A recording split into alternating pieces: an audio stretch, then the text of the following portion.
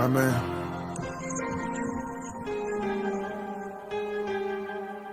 Doing the most. Doing the most. You know I had to remix this bitch. Shout out our boy. If I get caught up in a storm, pray the rain just keep me calm. All my life I dealt with pain, see no evil cause on. Chop along just like a arm, new bitches we fucking on. Doing wrong without them knowing, I'm the GOAT if you ain't know it. And you can't go do what I've been through. Wish I had somebody I could vent to. And you can't go through what I've been through. Wish I had somebody I could vent to. I just need someone to call on. I've been making moves like Michael Corleone. I won't say that shit until it's set in stone. Bitch, don't say my name if you gon' say it wrong. I can't touch these drugs and keep my... Yo, it's your boy CT Crusher here checking in. Just wanting to remind y'all to go subscribe to my homie Hoodie Jube for the Hoodie Jube live podcast. We talking pressing topics here for you every night of the week. Hit that ding dong bell to make sure you don't miss an upload. Come join in on the conversation. Help us expand the community. We do a lot of giveaways, give away to a lot of charities, giving away to the local children's hospital. And oh, by the way, if you want a chance to win free NFL tickets, yes, I said that, free NFL tickets, make sure you subscribe and hit the ding so you don't miss a chance to win free NFL tickets. Peace out. What's good, everybody? It's your boy Hoodie Jube, and if you're looking for the best restaurant in town, man, go try Weed Ass Chicken and Shrimp, man. They have the best chicken wings, the best chicken tenders, the best fried shrimp, the best fried catfish, and their fries are so amazing, covered with ranch, cheese, bacon, jalapenos. Oh my! Yes, you heard it. Go try it out. They got 4 locations: Monroe, Louisiana, Marrero, Louisiana, New Orleans, Louisiana, and Houston, Texas, baby. Go try it now. Right, man. What up? I won't speak on nothing but the real. You know how I want to come, you know what I'm saying? Say we've been down for too long. The only way is up, it's time to move on. Never leave your house without your shoes on. Them killers want your spot, you cannot move on. Ain't worried about that girl, I tell them move on. They say it's my fault, but I'm feeling I can't do wrong. Cut all my partners off, let me open like the roof gone. Long talks and I ain't never changed, it's just been too long. Better shaking back and that's a fact, so I'm turned up. All up in the club, I'm going down and I'm like, what's up? Throw me in that water, I won't go down, I'm too up. She want with a man, I knock that hoe down, I'm too up. Told all the friends, now she just want me to grow. You can't see us, I time ain't going to the Super Bowl, talking black and gold. Cameron Jordan on the field, about to take a QB soul. Ever come Mara, break a tackle, so you know he bold. Mike Thomas catching everything, so you know he cold. He talking Pyromatic, we talking Marcus May. We in the backfield, we gon' make them pay. Them boys hitting hard, they need an X-ray. Yeah.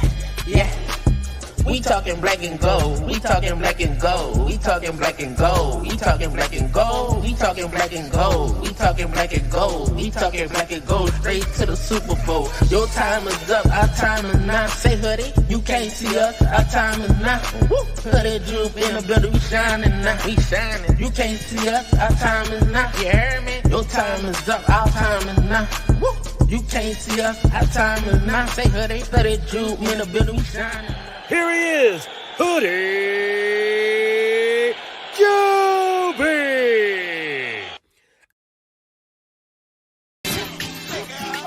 Come on, hold up, look at that guy right there. She went over. She got that big bang. But I did that cover like I see you, boy.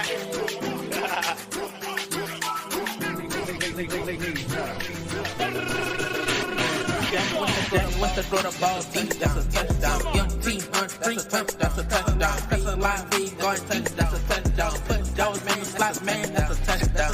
That's a touchdown, man, that's a touchdown. That's a touchdown, man, that's a touchdown. Flip it go, flip it go, flip it go, flip it go, flip it go, flip it go, flip it go. Super Bowl, Super Bowl, Super Bowl, Super Bowl, Super Bowl, Super Bowl, Super Bowl, Super Bowl, Super Bowl, Super Bowl, Super Bowl, Super Bowl, Super Bowl, Super Bowl, Super Bowl. It's team, one trigger, man, that's a touchdown. Press a line, wait, run deep, that's a touchdown. That's the one that throw the ball, that's a touchdown. Put Jones in the slot, that's a touchdown.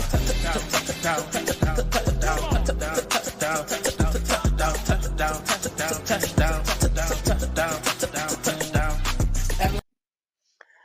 good, YouTube? It's your boy Hoodie Jube, and we are back with another live podcast. And if you don't know, you will know. There's no YouTube without your boy Hoodie Jube, y'all. How is everybody doing today, man? I'm doing just fine over here. And yes, the Saints gave us a heart attack today. But guess what? They pulled it out and got the W. So, how is everybody doing? How are y'all feeling after that game? Felt like y'all was about to have a heart attack too? Felt like I was about to have one. But I'm not gonna waste any time. I'm gonna give everybody a quick shout out real quick, and also while y'all are waiting for me to give y'all a big shout out, I'm gonna put the link in the chat for y'all, can come on here and let me know. Ooh, excuse me. Let me know what y'all think of the game. I need to know what's your reaction, what y'all thought on the game. And by the way, we are gonna listen to the interviews today, of Jameis Winston and everybody, Michael Thomas and everybody getting interviewed. We're gonna be listening to that shortly. By the way, give me 1 second because I do want to pin this to the top and I have to keep sending the link. So let me get the link real quick, pin to the top for y'all, and then we're gonna get this thing underway, y'all. Let me see. Pin message. Alright, it's pinned. Let's give everybody a shout out real quick. We got Jerry, the old freaking G in the building. Who that to you, my man? We got Trav 504. Who that to you? We got the Nola Gang. Who that to you? We got Tramel Kellop. Who that to you? We got Timothy McBride. Who that to you? We got 504 Co. Who that to you? We got Josh the Pell fan. Who that to you? We got Buck Crazy in the building. Who that to you? We got Apollo in the building. Who that to you? We got Derek L. Who that to you?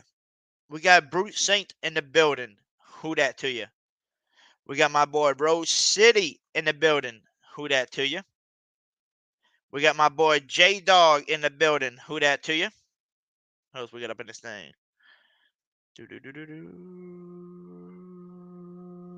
We got Tori Shepard in the building. Who that to you? We got Keeping It Real, Who That Sports Podcast in here, which is Dolph 17. Who that to you, my man? Anybody else that I might be missing? We got Caleb Thomas. Who that to you? We got King Wizard in the building. Who that to you? Let me see. We got my boy Gotta Creation in the building. Who that to you? We got Ted Covington. Who that to you? We got the Queen, Pammy Whammy, in the building. Who that to you? We got Cam Armstrong in the building. Who that to you? And I believe that's everybody, unless y'all comment a little bit later, man. But before we bring anybody on, I do wanna get some of these interviews out the way, y'all. So let me pull them up real quick, for y'all can hear what these Saints players had to say. But I'm not gonna lie to y'all, I really do think that the Saints in the fourth quarter was probably one of the best, if not the best, y'all. That was probably the best, if not the best, fourth quarter your boy Hoodie Jube has ever seen, man. So look, first up, we're gonna listen to my boy James 101. Site, not 101. You know what I'm talking about. We got my James, boy James Winston up first though. We're gonna listen to him, hear what he had to say about the game, what he thought about the winning drive, stuff like that. And I'm glad he's back, glad he's healthy. The man took a lot of hits and was still good. So let's hear him. Let's hear what this man got to say.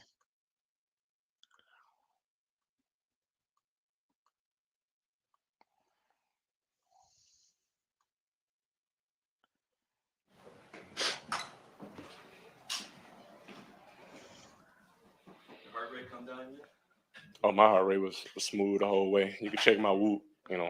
DA told us we had to be patient, but we don't got to be that patient. What was it like for you, James, there in that fourth quarter when you guys really started getting you and the receivers inside just the offense in general? Yeah, I mean, it was exciting, and we just got to find a way to get there quicker. And that's what we're going to be dissecting this next week. How can we get there quicker? How can we get better? How can we start faster as a team? Earlier this week, when you were talking about Mike, that Yeah. Absolutely. Well, I told y'all too. I was like, man, this is gonna be our first time together. We got to get things going. And then, as you see, as the game started going away, like we start getting on the same page, and we start like, and it's the communication. Like it's communication on the sidelines, communication throughout the week. And I'm just so happy that we as offense, we all started to click at the right time. What is it about kind of going in that 2-minute mode that helped you kind of settle in and you felt like you guys were really in rhythm together? Well, it was we knew we were passing the ball. Right. So we knew we were passing the ball. So just the approach to like, hey, like boom, boom, boom, like here we go, boom, boom, boom, here we go. So you get into that rhythm of knowing like, hey, these are where my completions at, these are where my matchups at, and you just go like that. It's not no game plan involved. Like, hey, this is the defense that we're gonna get. Let's go and play. James, do you figure out why things were a little bit tougher going the first 3 quarters? Just trying to get a feel. Like when you playing against a division opponent, obviously they did a great job self-scouting themselves out. We had some things that we thought that was going to come that they did the opposite, right? So we just got to continue to prepare, continue to get better, and man, I'm just happy with the resilience that our team possessed in a continuous fight. We never gave up, and we just kept battling. And what is it like going through your mind whenever Oh, I knew Illiwilly was gonna hit it. You know, he the preparation he had. I mean, he had some adversity last year, overcoming some injuries and bouncing back, man. So I know he was hungry for another opportunity, and he executed. What can a gritty win like this do for you guys, knowing it's in Atlanta against the Falcons? It's just one game, but what does it do for you guys moving forward? Man, every win matters. It's tough to win in this football league, and every win matters. So I'm happy that we were able to come and squeeze out one here.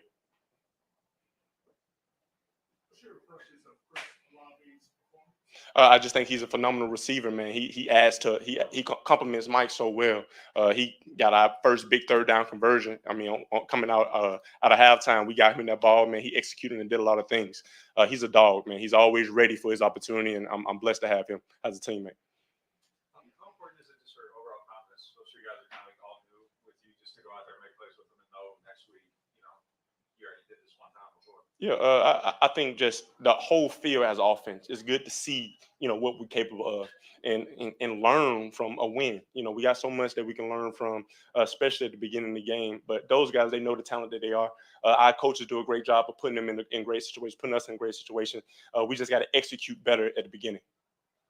What did you learn about your team today? We're resilient. I mean, I knew that about us, but we were able to show it. We acted upon it, and we're a resilient team. We fight our butts off, and that shows our head coach. Our head coach instills that in us. That's the way we practice. That's the way we approach each day. So I was happy that we were able to, personally, I was happy that our team got a chance to see what we really had inside us. We never gave up, and we won when we needed to. It means a lot to me, man. This is home to me. Atlanta. I'm an hour and 30 minutes away from this place. Coming here, I know I got a lot of Winstons out there in the stands, man. Bouncing back, me and Taysom both. We said at the beginning of the game, like, hey, man, I remember the last time we was here, me and him was in the side in the locker room watching our team win, and then San Francisco ended up beating LA, and they kind of kicked us out of the playoffs. So we was like, man, we've been waiting for this opportunity to be right here in this position. And he had a heck of a day, and we were able to squeeze out a good win. On the final drive to Jarvis, who was kind of talking about his day. Just big time players make big time plays in big time situations.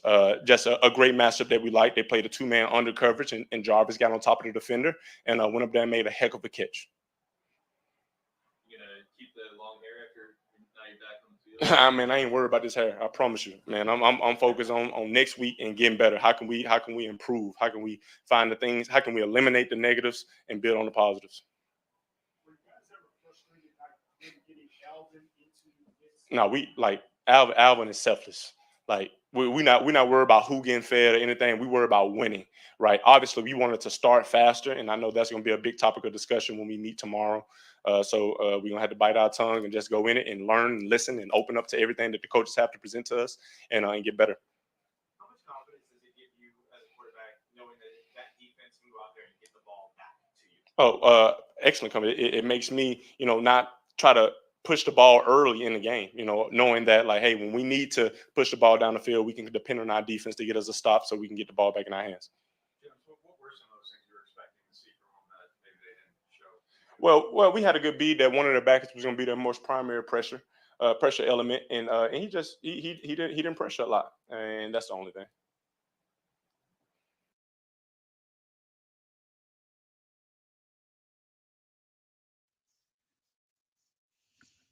Alrighty, everybody. So you heard Jameis Winston talk over there, and what I really like about what he was saying in his interview was that this week at practice they're gonna be focusing basically on getting better on how to get started because they started clicking basically in the second half towards the fourth quarter, basically beginning of the fourth quarter through that whole quarter they were doing good. So he wants to find a way to where they can start clicking on all cylinders right away instead of having to wait to the second half to start doing that. So that's one good thing to hear from him.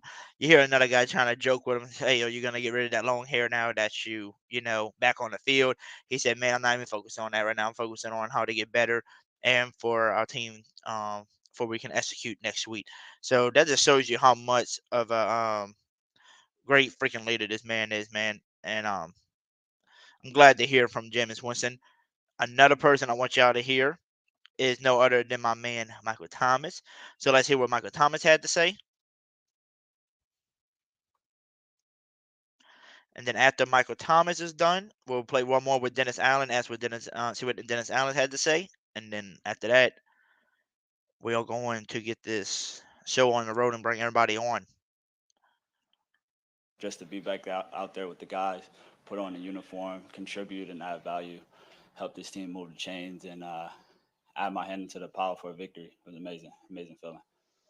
After your life, like riding a bike, getting back out there? When you're surrounded by great players and great coaches, a great organization, all you have to do is just when your number's called, make your play. And I wish I could have made more. I feel like I left a couple plays out there, but we'll watch the film, we'll get that corrected, and we'll come back and do better. Mike, you've seen Will make a bunch of big kicks. He yells down at the guys that everybody's been saying they just felt like, all right, whatever, he's going to make this. Yeah, I told him I needed him. We knew it was going to come down to, it was a close game, how we were playing it the whole day. And I told him I needed him, and he responded well. And that's the good thing when you're surrounded by a bunch of great teammates and great players. Everyone, if we do our job and contribute, sky's the limit. We can win them all. Did you feel it like start to turn for y'all when you just kind of started stringing a couple of positive plays together in that fourth quarter? Then you kind of feel it going y'all's way at that point. Yeah, for sure. When we came out at halftime, we knew we were getting the ball back. We knew we were completely honest with ourselves. We knew we were leaving our defense out there on the field too long. Too many 3-and-outs, and we took accountability, and we looked each other in the eyes, and we knew what time it was. Our team needed us, and we needed to respond, and we needed to find a way to win this game, and that's what we did, and that's where the effort came from. Mike, what did it just feel like to get in that end zone after the last year? Oh, man. It was lost for words, honestly. Just to be able to get in the end zone, add points for my team, contribute to a victory here. Week one, right off. Coach always preaches getting off to a fast start. As a whole, as an offense, we didn't get completely off to a fast start, but it's not always how you start, it's how you finish. And I took pride in that. And when my team needed me, and when the ball came my way, I wanted to take full accountability to make a play. Mike, you touched the ball with instinct, but you can't shoot him that one. Actually, they threw it back, so I do have it. But I actually had a lot of like thoughts in my head on how I would probably celebrate, but knowing the situation of the game, and you can't get any penalties there, or you don't want to get anything to hurt this team, so kept it simple and put points on the board. We came back, got 2, and then we got on the roll. Yeah, I might just keep them for the dome. I feel like they'll rather give our crowd a bit some excitement rather than on the road too. So I was thinking about that too. Speaking of that, it seemed like the Saints fans traveled pretty well for this game to gel. Was that a factor for y'all? Did y'all notice that? For sure. They always do. Who Dat Nation is great. They support us well. They travel well. We know how much this rivalry means to us. It's a division game. This team plays us tough year in and year out. We know each other well. So the big thing was just coming out there, executing and winning the game. And then also congratulations to DA for his first win as a Saints coach. That's amazing. That was a big deal for me too, just to get him started off on the right foot and get this thing rolling and keep it going. What can you say about DA and the way that he coached today and how that resulted from that? He did great. He's been great since we put him in position to be the head coach. He's been a great leader. He's told us what he's expecting from us, and we've just been trying to deliver week in and week out. And I love playing for him, and I can't wait to get more wins and hopefully get him to a Super Bowl. Mike, you feel for how you guys can all fit together when you're fully in rhythm and how good that might be? Oh, yeah, it's amazing. Chris Olave, Jarvis Landry, Jawan, Hardy, list goes on, Callaway, all these guys, AK, Mark, the list goes on and on and on. Once we calm down and play with patience and do our job, execute like Coach talks about, and having precision and locking in on the details is, I don't want to sound like a broken record, but it really is sky's the limit. So that was just a little taste. I feel like that was just a little taste. If you ask me and the guys from the receiver group, we'll probably say we didn't get started to the second half. So, that was a lot of football we let get away in the first half. So once we're trying to play a complete game. So once we start fine-tuning that and look at the mistakes we made and how we could get better and build and catch a rhythm, I think that's when we could really talk about what it can be. Because right now we're all capable of getting open, making a play, but these guys, we guys haven't seen anything yet. Like there was earlier in the week, you were saying you were looking forward to showing what you were going to do. Is this kind of what you had in mind? No, I still have a lot more.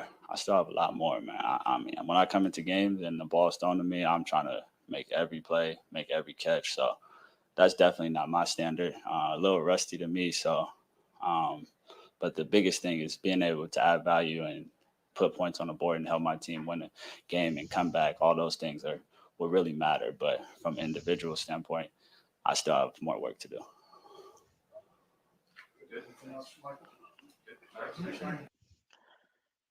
Alrighty, everybody. You heard it from Michael Thomas, man. You heard it from him. And I think if you had to listen to it, and your favorite, my favorite quote was when he said, "It's not how you start the game, it's how you finish it." Even though they said they want to work on it, to be good from start to finish. He was saying it doesn't really matter how they started it. They knew they are a team that can be dominant. They can be a team that can score a lot of points, and it's just not there yet. And but like he said, there's weapons after weapons. He named them out. He said this team is just stacked full of weapons, and we all can make plays and all do great things. So just to hear that from a dude like Michael Thomas, who said he's just ready to get back into work, and I'm just happy for the dude to be back too. 2 touchdowns on his first game back, 5 catches, 50-something yards. I mean, yeah, it's not the most yards that you would normally expect from the guy, but for the guy that catch 2 amazing catches in the end zone for us, man, shows you that he's ready to be back. And I just can't wait to see what we got this year with him. Jarvis Landry, who is another guy, man, that's just been balling. So I do want to play Coach Dennis Allen. But y'all can hear what he had to say about the team too. But there is one more person that I totally forgot that I wanted to listen to before we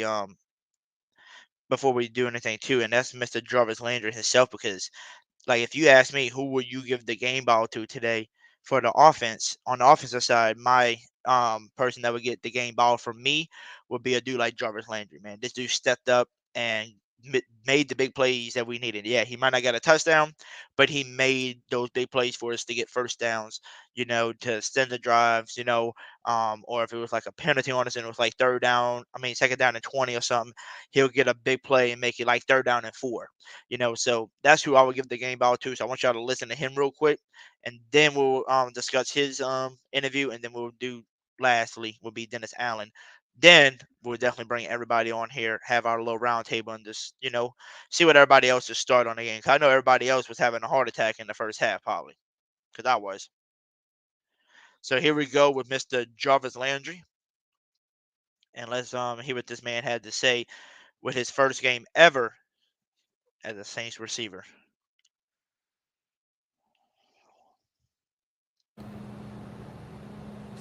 Firstly, it's a good win. It's a good win. It's good to be out there. We congratulated DA, but walking off the field, um, I told him like he really put us in these situations in training camp. I think this was an opportunity to see all of that translate and come to life. Like I don't think for an instant we budged. Even on third and short. And yeah, and we won. So start there, but yeah, we can go from there. With Jamo, with James, yeah.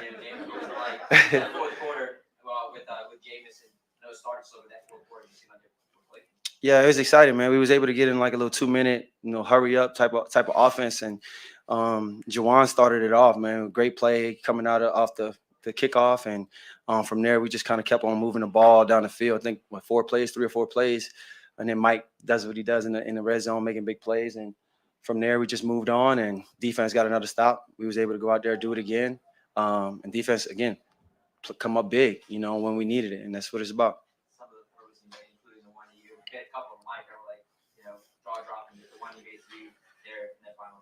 No, absolutely, man. Big time players make big time plays. Like that's not it. That's not like a statement. That's just, that's not real. That's very real. And shout out to both of those guys too. This their first game back on the field in a while. You know what I mean? And they made it plays when we needed them the most. And that's what we're gonna need all year. How did you go into that hurry up and open things up for you guys on that? Yeah, we were down 16.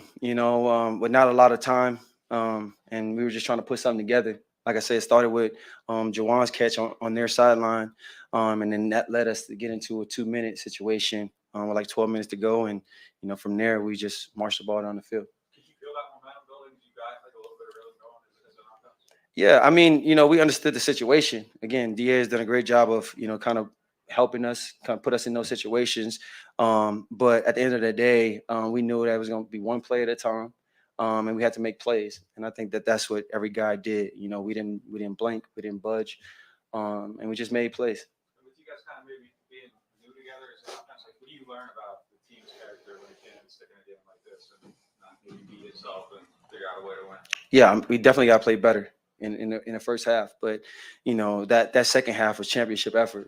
And that's what it's going to take, even in the regular season. And we practice that way. Like I said, DA has done a great job. These guys, work as hard as they can week in, week out, preparing, what I mean, throughout the training camp, just seeing the type of men we have in the locker room, the type of leaders, the type of culture that's here, that's part of why we won that game for sure. Hey, John, DA talked about how gritty and tough the team is even before the season started. Is that something you saw when you got here?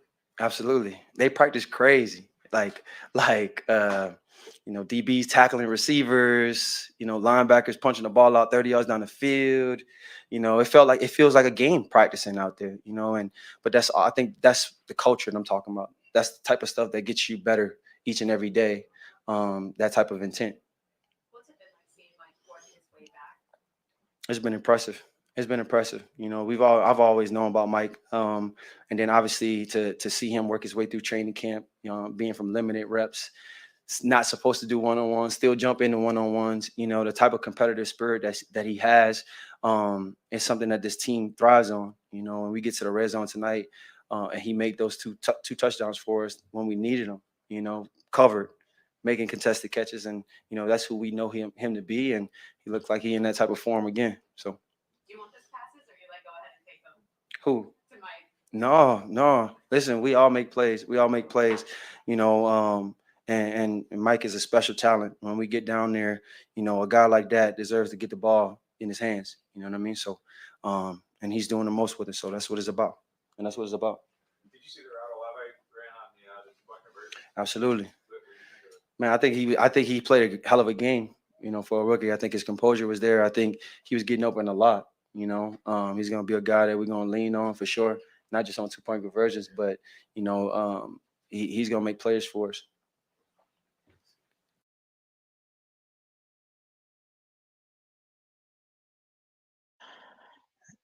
And you heard Jarvis Landry. You heard what he just said, man.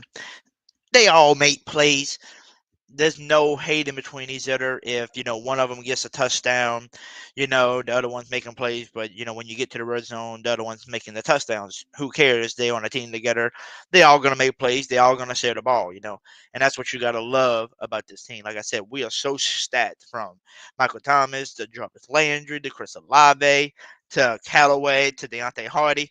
And just before we listen to the last guy, Dennis Allen, I think that's why the Saints did come back in the fourth quarter, because we're so stacked on this team from offense side and to the defensive side.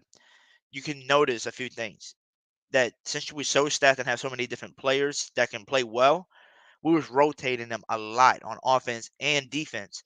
So your players were not getting as tired as, the other team, the Falcons, who wasn't really a stat team. They were just playing the same players that were doing good because that's all they have. But us, we can rotate like that because we have enough players.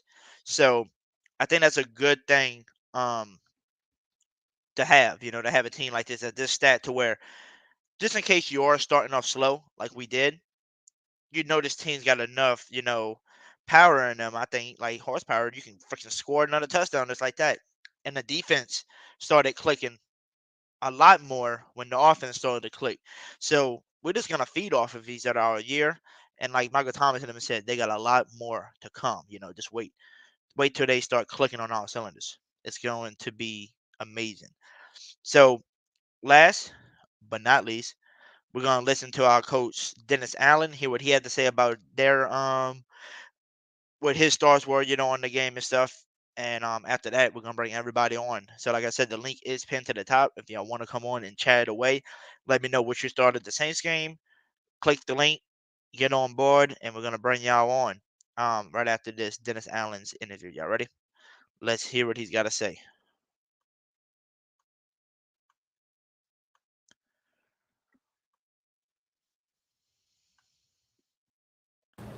Look, I said this a couple weeks ago. You guys asked me about the team, and look, our team is tough and gritty, and that's what I love about them. And that's exactly the way they played in this game tonight. It wasn't perfect. There's a ton of things that we got to get cleaned up. I told them all in there, look, enjoy the win, but have tough skin tomorrow, because we're not going to win a lot of games playing the way that we did today.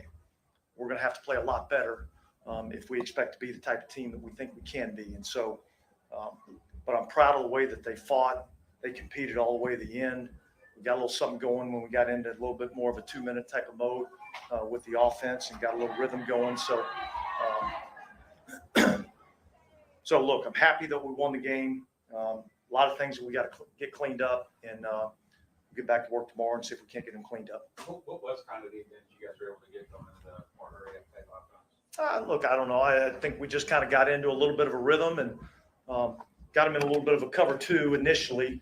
On the first, call it 2-minute drive, we hit a couple of balls down the field, and then they began to try to pressure us a little bit more as we kind of stayed with it. But thought we got into a rhythm, and Jameis looked good, and a couple of throws down there in the red area to Mike T on some back shoulders were big plays. So it was good to see him back out there.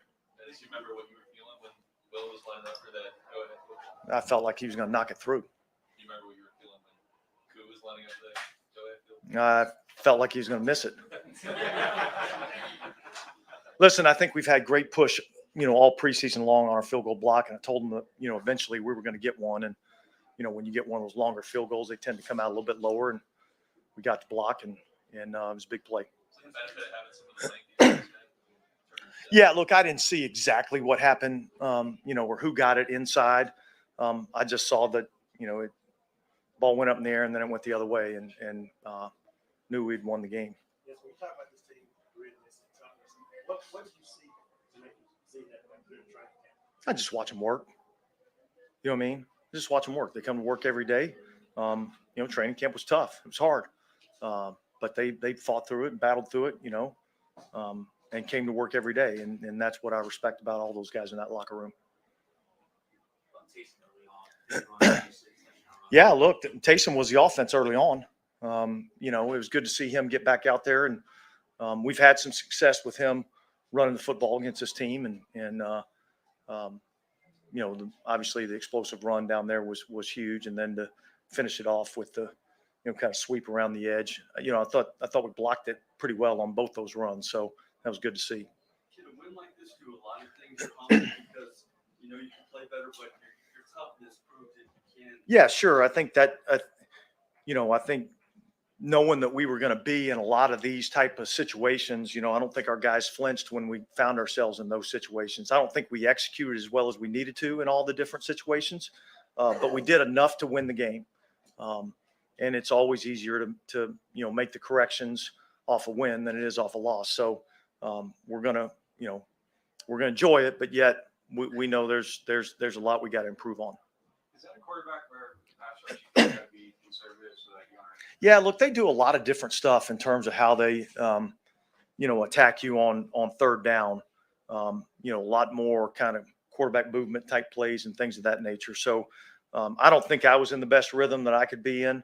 Don't think I gave our guys as good a chance as I'd like to. I've got to get better in that regard. But our guys bailed us out. A couple of key takeaways, I think. Especially the one that Marcus punched out down there in the red area was huge for our team. How easy is it to trust Michael Thomas in those big moments where you need him to come up with the play? Well, look, Sean used to say confidence is born out of demonstrated ability, and so I've seen him do that a million times. And so, yeah, I'm very confident that, if we need a play like that he can come up and make the play, and he did. No, it was great to see him back. He's done everything that we've asked him to do. He's totally bought into this team, and yeah, I'm excited about seeing him out there and making plays, and that's why he's here, and that's what he did.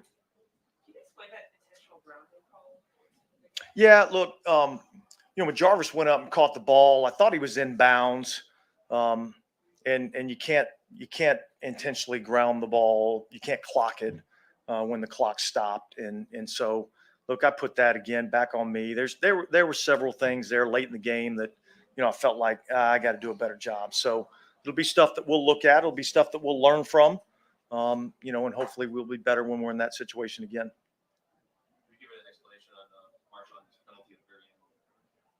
No. And I saw it. So I wasn't really asking for an explanation, but I thought the game was over. All right. Thanks. What up, Lance? And that is your head coach, Dennis Allen, man. Love what the man had to say. Like he said, they got some stuff they got to work on. He felt like some of the stuff that happened towards the end of the game was kind of on him. So he said he needs to coach a little bit better on that. But like everybody's got them things that they got to work on, And like he said, it does make it a little bit easier on them to correct themselves, right? Off a win, than correcting themselves and fixing their mistakes off a loss. So they're going to enjoy the win for a little bit, but they're going to get back straight to work and see what they can do to get better. But there's a few things I would like to say, and then I'm gonna bring everybody one by one, let y'all talk. Let me ask y'all a few questions, have a conversation with y'all, and then once you're done talking with me, and I ask you please mute your mic, and then we're gonna keep going. And once we have every single person come on and talk, then we'll have the big round table, and everybody can just free fall and let's talk. But the one thing I want to discuss with y'all about this game that I noticed when I was watching it, the Falcons couldn't stop Taysom Hill when he was doing them QB sneaks, excuse me, QB draws and stuff like that, and they know it was coming. So why didn't the Saints keep running those plays every once in a while, knowing that they couldn't stop it? Why did you stop running that play for a while? It didn't make sense. If it's what's the saying? If it's working, don't stop it. Something like that. I forgot y'all know the damn saying. You know what I'm saying? If it's working, don't stop it. Make the other team stop it first to show them that it's not working anymore. But for some reason, Taysom Hill is always a problem against the Falcons. I don't know what it is. I don't know if they just scared of Taysom Hill or something, but they always have a problem with Taysom Hill. We always see it. So that was just one thing I seen that I would just wish was like why that didn't happen. And the other thing was a lot of people was trying to blame Jameis on a lot of things at first at the beginning of the game. Um, but if you actually go back and look at it and look at the game like I was doing, you can notice the O line wasn't their self in the first half. They were allowing a lot of sacks, allowing a lot of pressure, and that's why Jameis couldn't really do nothing in the first half. And once it came to the second half and got closer to the fourth quarter, and it actually got into the fourth quarter, and they started clicking on all cylinders, they were getting the ball out quick. The old line was protecting them a little bit better than normal. Um, People was getting, open, 10 to 15 yards down the field, just like that. Um, so we need to start seeing more of that from the jump, not to the end of the third, almost the start of the fourth quarter. We don't want to deal with those type of games. We don't want to deal with no heart attack all week. That's what you don't want to deal with. What up, Kai? How you doing? But yeah. So to be honest with you, I really don't know what the Saints are going to do to execute quicker. But like we said, it takes time. They haven't really practiced all week together. You know what I'm saying? So Michael Thomas been out for what 2 weeks too. Remember with the hamstring, so he ain't been in practice. Didn't have no playing time during the preseason and stuff to get better, right? So we just gotta see. But it's time to start bringing on some people. And one of the first person that we're gonna bring on and talk to is my boy J Live 504. How you doing, J Live 504? You there? You fell asleep? My boy J Live 504 must have fell asleep. We'll bring him back on in a second. All right, next up is my boy Apollo. How you doing, Apollo? Can you hear me? Yep, I can hear you. Is there any feedback? 'Cause this is the first time I'm doing it on my phone. Mm-mm. I don't Okay, hear no echo or nothing like that. I'm just making sure. Yep, you good, man. So let me ask you this: what was your reaction, to the game? Around the third quarter, I wanted to fight someone. Mm-hmm. But got better as it went on. Watching my boy Jameis start up the Falcons. Yes, I mean, speaking of what you just said, right? Speaking of what you just said about the how you said you started seeing Jameis, tearing it up over there. Yeah. Um, Look at this. I just wanted y'all to see this because I totally, when you just said that to my, when you just said that, I was like, okay, it just came to my mind. Look at this picture I saved because somebody posted this on Twitter today because they took a picture. It was from the game today. Tell me this ain't insane. Look at Jameis Winston's first 3 quarters Yeah. and compare it to his fourth quarter gameplay. Um, I recognize that stat line from college. As a Florida State fan, watching him at FSU, Looks he'll familiar, huh? some games he'll just not be there in the first 3 quarters, and then he'll go off in the fourth and win the game. Well, just think if he can do that in the fourth quarter, which is good, because the fourth quarter is what means the most, in the game, Yeah, because it's the ending of the game. Like Michael Thomas said earlier in his interview, it's not how you start the game; it's how you finish the game, right? exactly. Um, which is totally great to see that Jameis can be that fourth quarter quarterback that you need. But the thing Opposite of Kirk is, Cousins. how scary would it be if Jameis could be that fourth quarter quarterback all game long? Shoot, I'd take just 2 quarters of that type of football. We'd win all the games. Yeah. But I'm saying this, you see what he did in the fourth quarter, right? Yeah, What you think would happen if he was doing that every quarter? Every 8 quarter, just touchdowns, 800 just yards. that's what I'm saying. He could but you heard what they said. They just wasn't clicking at the time. And like I said right before I brushed y'all on, right? Did they people don't realize this that Michael Thomas been out for a little bit with hamstring. Remember for like the past week or two, and he didn't get no preseason rep. Um, that was his first time back on the field in like almost a year and a half. and he hasn't been on the field with Jameis Winston, for like an actual game besides practices, right? And he missed the last 2 weeks because of injuries. Besides this past week, this past week he got the practice, but he was limited. So it's gonna take them a few minutes, I feel like, to click to start doing that. But what they did in the fourth quarter and was clicking on all cylinders, and everybody was eating from Chris Olave to Thomas to Jarvis Yeah. Landry. Everybody was doing their thing, and I was kind of worried because AK wasn't really doing that much, but I found out AK left the game early, and I didn't even know Yeah, I till didn't even I notice. Yeah. seen it on Twitter. I didn't even notice that till they showed it on Twitter, saying like the guy left early, and he said in the interview he's fine now. They asked him if he was okay. He said he was fine. I said okay, good. So I mean, just think of once Jameis Winston and these guys starts getting chemistry together, and then you still got your most dominant player in AK. You know, it's gonna be hard to stop this team. Yeah. And just to let y'all know, because we didn't have that many people today at the watch party, watching the game with us, but we did have I think 2 or 3 people watching it with us. That was 2 of them was Buck fans, one was a Falcons fan, and my boy Ian. I don't know if you're in the chat right now, but Ian was talking so much shit to us earlier. But once it came to that fourth quarter and he seen us coming back, we haven't seen him since. So Ian, I'm sorry, but we tried to tell you earlier that the Falcons do blow the lead, so sometimes you can't be mad, and that's why you can't talk shit early. Two, it's like a minute left in the game and you won. But it's okay, Ian. I appreciate you being a subscriber and a big supporter, even though you're a Falcons fan. And you came and you talked that shit like you need to. You're a Falcons fan. You talked that shit while y'all was up, but it didn't end in the way that you wanted it to.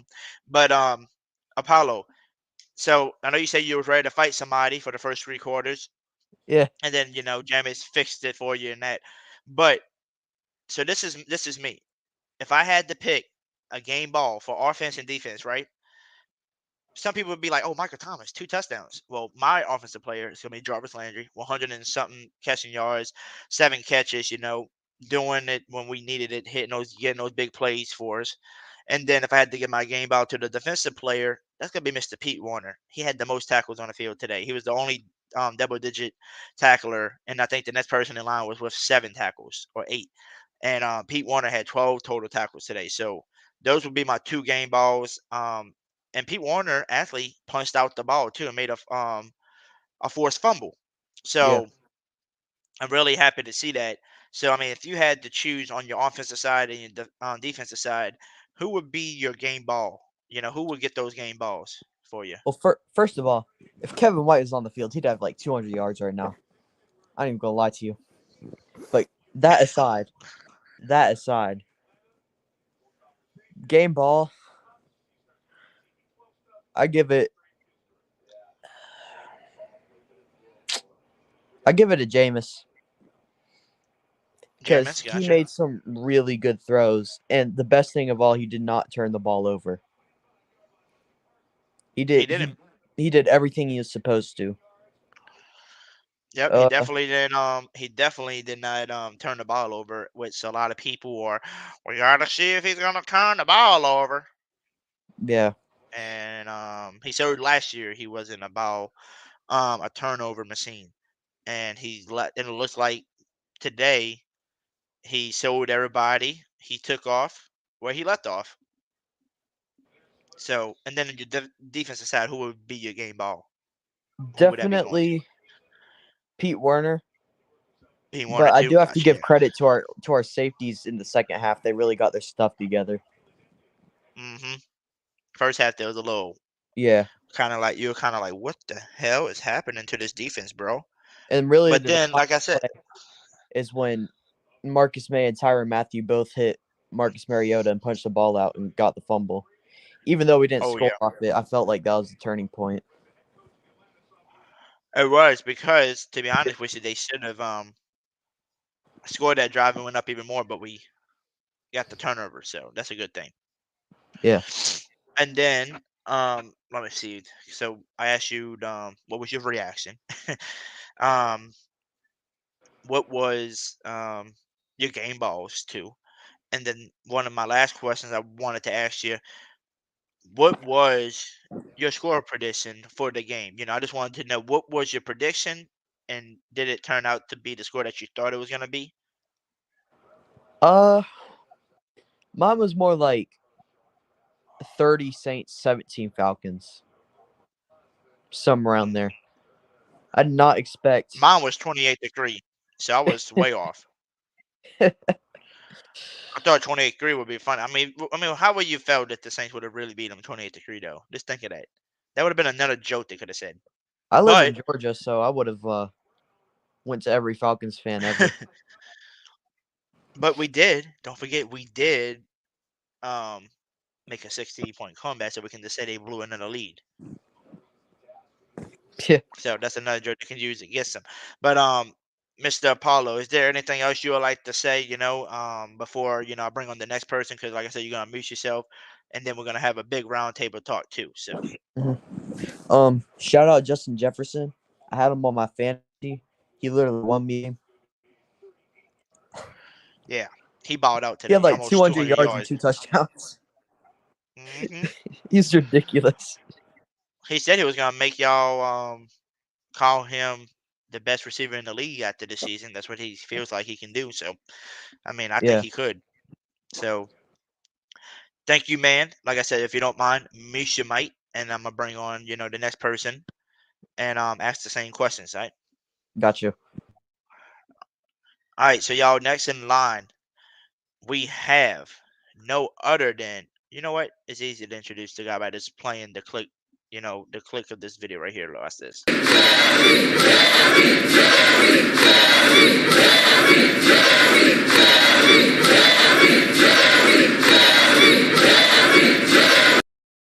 Y'all know who it is. It's Jerry. They call him the O freaking G. The one who bring those subscribers to you. Jerry. Yeah.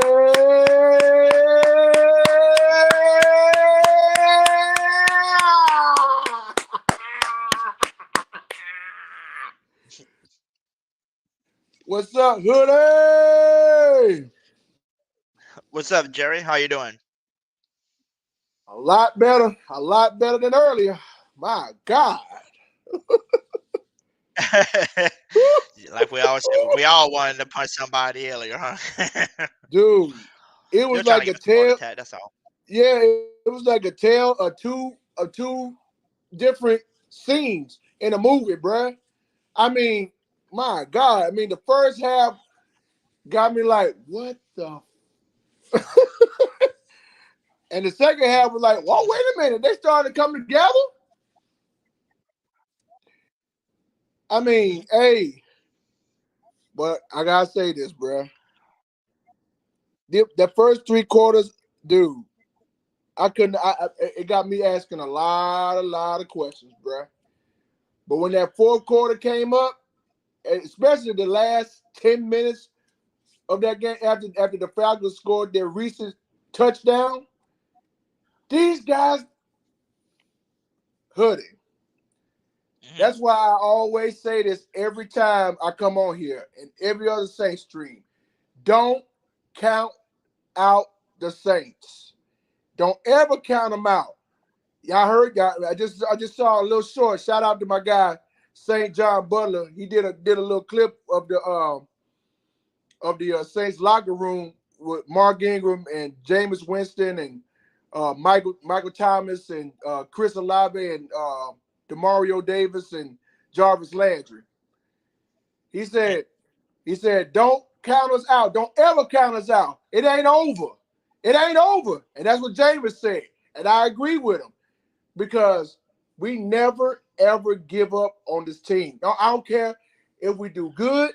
I don't care if we do bad. I don't care if we do ugly. I don't care however way you want to put it. We never give up on this team. And that's why they came back and scored 2 touchdowns. And Big Lutz kicked a game-winning field goal, which almost ended the other way around, but the defense blocked Cool's kick. at the end. And I was and my thought was, Hoodie, I thought we were going to lose this game. From my perspective, the way we were playing out there today, I thought we was going to lose that game at the end. But they pulled themselves together. They played like they do, like always. I always say this: the Saints are a second half team. Let me say that again, Who Dat Nation. The Saints are a second half team. They might not do good in the first half much, but when that second quarter come up, the third or fourth quarter, they turn it up. And that's exactly why I love this freaking team, bruh. We never give up, ever. We don't. And so we already know, Mr. Jerry, your reaction. But I wanted to ask you the same question I asked Apollo. From the offensive side and your defensive side, who will be the game ball? Like, who will you give the game ball to? Will you give it? Who you giving it to on your offensive side, and who is the player on the defensive side you'll give the game ball to? Well, on the offensive side, if it was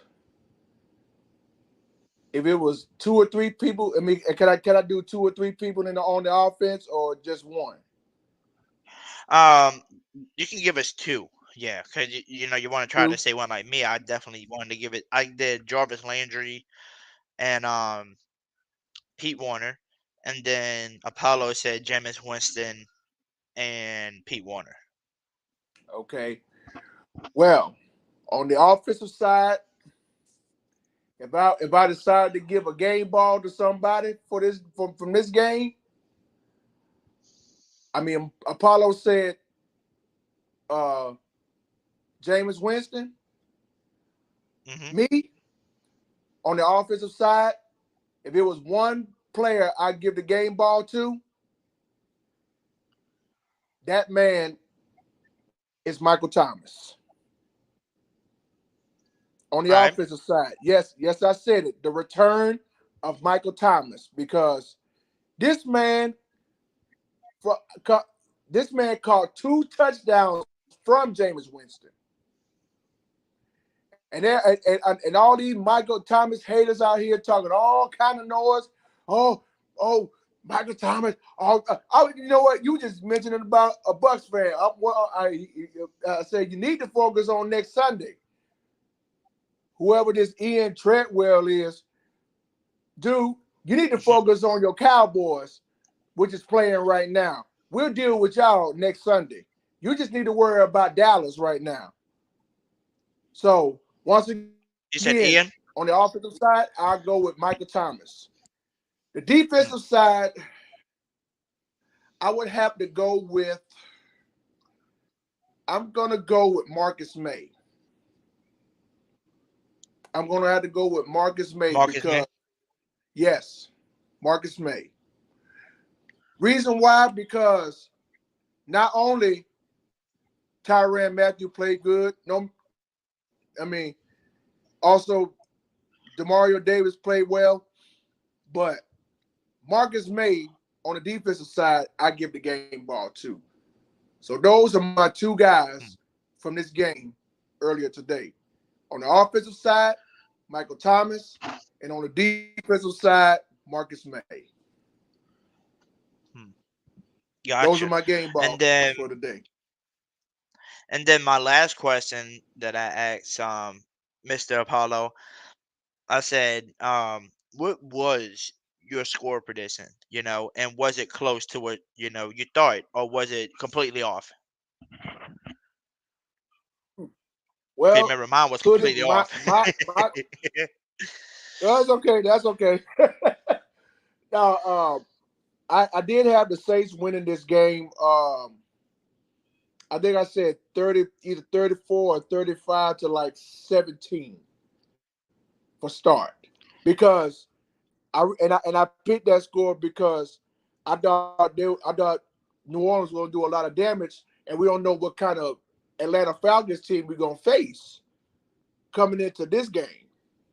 Because we don't know, because Matt Ryan is up in Indianapolis right now, and and Julio Jones down in Tampa Bay, and uh, I mean, we didn't know what we were going to get into coming into this game, but I did pick them to win 35-17. But the way I was looking at that game, winning by 1 point, hey, I'm cool with that. As long as the Saints win a game, that's all. Look, and I said this on shout out also to the WDN chat line and all the sport Saints channels. I told them on Wednesday night, I said, it don't matter if the Saints score 30 plus points. It don't matter if they score 40 plus points. The only thing I just want the Saints to do is win a game and beat their opponent. So I don't care if we win by 2 points. I don't care if we win by 1, 3, 4, 5. As long as the Saints win a game, I'm happy. And I did say I was going to pick them 35-17, but I'll take 27-26. Yes, sir. And Mr. Jerry, if you don't mind, meet your mic, and I'm gonna bring on the next person, and then once we get done, asking everybody, the 3 questions and stuff, then we'll unmute everybody and just have our little regular roundtable talk. All right, and before I mute myself, shouts out to our guy, Mr. TJ Jones, because he was at the game. He did a little halftime show, but then after the game, he was doing his live stream, and he was trolling all those Falcon fans over there after the game was over. So TJ Jones, if you're out there, big shout out to you, my friend. I hope you make it back home safe to your destination. Appreciate doing the live stream, because I'm sure his Falcon fans was talking all kind of noise, but after the game was over, after the Saints won, they didn't say a whole lot. So shouts out to TJ Jones. Shouts out to my guy TJ.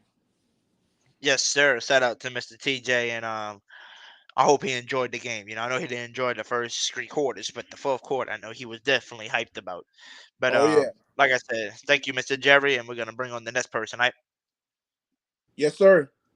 Alrighty. So the next person we got on is my boy Got a Creation. How you doing?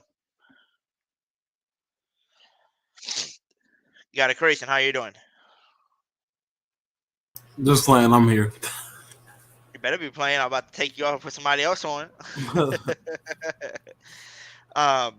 So I kind of already know your reaction, but if you don't mind letting everybody else know your reaction who wasn't in the watch party with us earlier.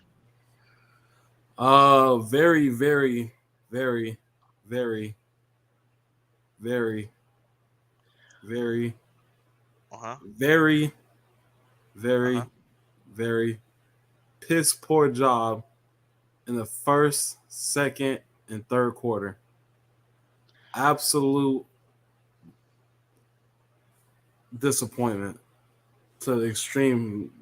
Like there's no reason why we can in the 4th quarter go 11 of 13 for 212 yards and 2 TDs, but in the second only get 56 yards. That's unacceptable.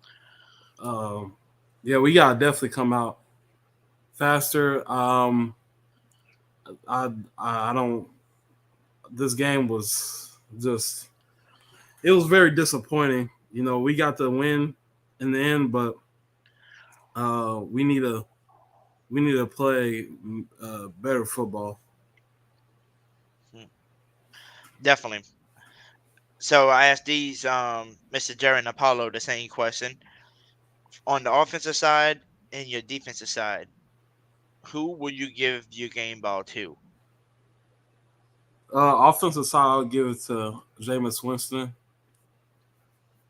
For him to have resilience and come back and kind of do a little Tom Brady shake down 16 in the 4th, kind of really shows you his resilience and also the team's. And my defense, it'll probably be Marcus May. Marcus May, really, well, his first time being with us, he really showed up and made a presence and let it be known that he's gonna make plays. You know, he's gonna do what he needs to do and do it at a very effective rate. And I felt like there was a lot of plays he helped us with, and you know, with having the duty of having to watch the QB runs, you know, there was a lot of times where he came down and played a lot of the stuff. So I would definitely have to give it to him. Gotcha. And then the last and final question for you: what was your score prediction, and was it even close? Because like I said, mine wasn't even close. No, it wasn't close. I had the game around 38-10. Which 38-10. in the fourth quarter, the team kind of shows you why that could have happened, but you know, like everybody says, this RPO is just our kryptonite, and unfortunately, I don't think there's much game planning that DA can do at this point. It's just the players just gotta make plays and be there. Because at this point, I don't think it's just coaching or anything like that. It's just very bad, poor lack of effort. You know, too much people waiting for something to happen instead of going out and making a tackle. And with run plays like that, like RPOs, you gotta actually make a play, man. You gotta be a smart individual. And I didn't feel like there was too many people that were playing at a high level besides May, Pete, and that's it. Gotcha. That's it. May, Pete. That's it. Maybe Marshawn, but they didn't throw the ball that much. So Yeah, they didn't really throw the ball at all. They ran the ball but like I said, we just got to get better against quarterbacks like that. That are mobile. But if you don't mind, Mr. God of Creation, muting your mic, we're gonna bring on the last person that's in line, unless somebody else hops on too. But we'll bring the last person on, and then once we done interviewing that person, then we'll get the round table started. So last but not least, he is the one and only known as the man in the black, but also known as no other than Coach Rudy. How you doing, man? Exhausted and stressed. Exhausted and stressed. Okay, I feel you.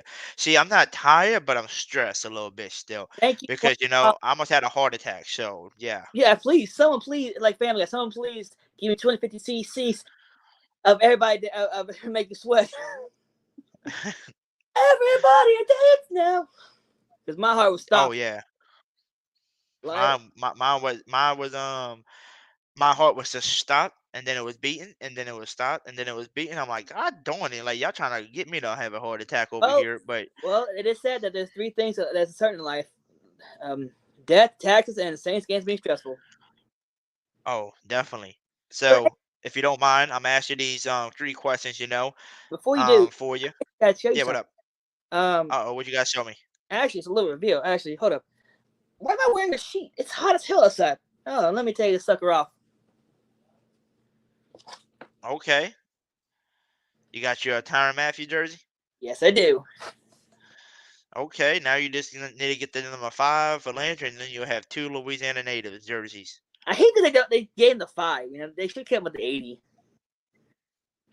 Yeah, I like them with the 8, but hey, number 5, let them win the number 5. You know what I'm saying? Just let them represent. But so this would be my question for you. You ready? So the number 1 question that we've been asking: what was your reaction to the game? Like what was your reaction while you were watching it? Like Apollo gave me the perfect example. He said, "Well, the first 3 quarters I was ready to fight somebody, and then the 4th quarter I got to come back to myself." So thank God I was at practice, so I could know what was going down. I was driving. I was driving like I stole my car. I was that pissed. I was ready. I was so angry. Like I was angry on as bad as angry as Jesus was with the people buying some stuff in the temple, flipping tables and everything. That's how angry I was. Gotcha. And then the other question that I've been asking people on the offensive side and the defensive side, who would you give the game ball to? Let's see, the offensive side of the ball. Well, let's see. I'm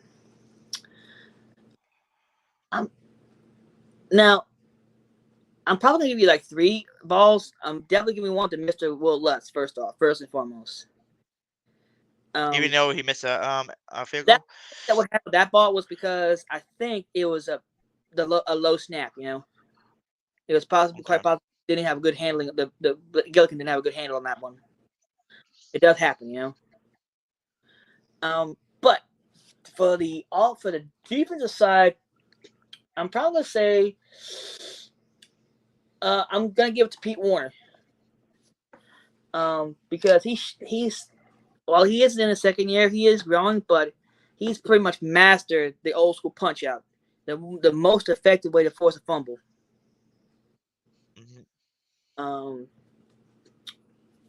For the opposite side of the ball, I'm gonna say Jameis Winston because while yes Michael Thomas had those 2 touchdowns, Jameis Winston when they came out of the huddle second half, or he must know what he told them, but he was able to galvanize this team and dink and dunk to his way to victory, and made a lot of smart plays with no turnovers, I might add. Now, granted, I wish the completion percentage was a little better, but 2 touchdowns, 269 yards, 2 touchdowns, I ain't mad at that. Gotcha. And let me ask you this question, and it's the final question, and then we'll get the roundtable underway. What was your score prediction, and was it even close? Mine, it was definitely off. 28-3, I was definitely way off. I mean, not with the Saints points. I said 28 points for the Saints. We actually scored 27, so I was close on that. But the Falcons, I was way off. You know. I was actually pretty close in my score.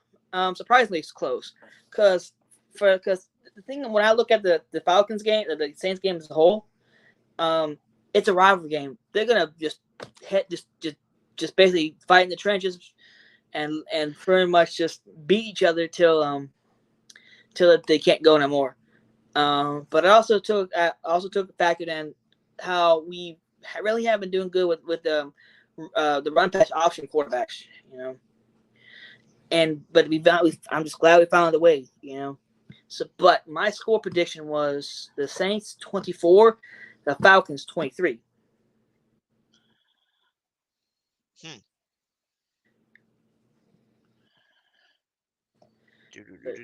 Yeah, I was just a field goal off, but this is. By the way, hold on 1 second. Let me see. All right, anybody else in the chat? Just letting y'all know the link is pinned to the top. If y'all would like to come on and get interviewed by your boy Hoodie Jube, let me know. If not, you don't have to. And like I said, we're gonna get this round table underway. But make sure, Mr. Coach Rudy, my boy Apollo, my boy Gotta Creation, and Jerry, I'm more than welcome to unmute yourselves now. But like I said, make sure let everybody speak. You know, somebody speaking, don't try to over talk them and all that. Everybody be nice, be polite. You know, if not, you will be taken off the show because I want to try to keep it nice and clean on this show.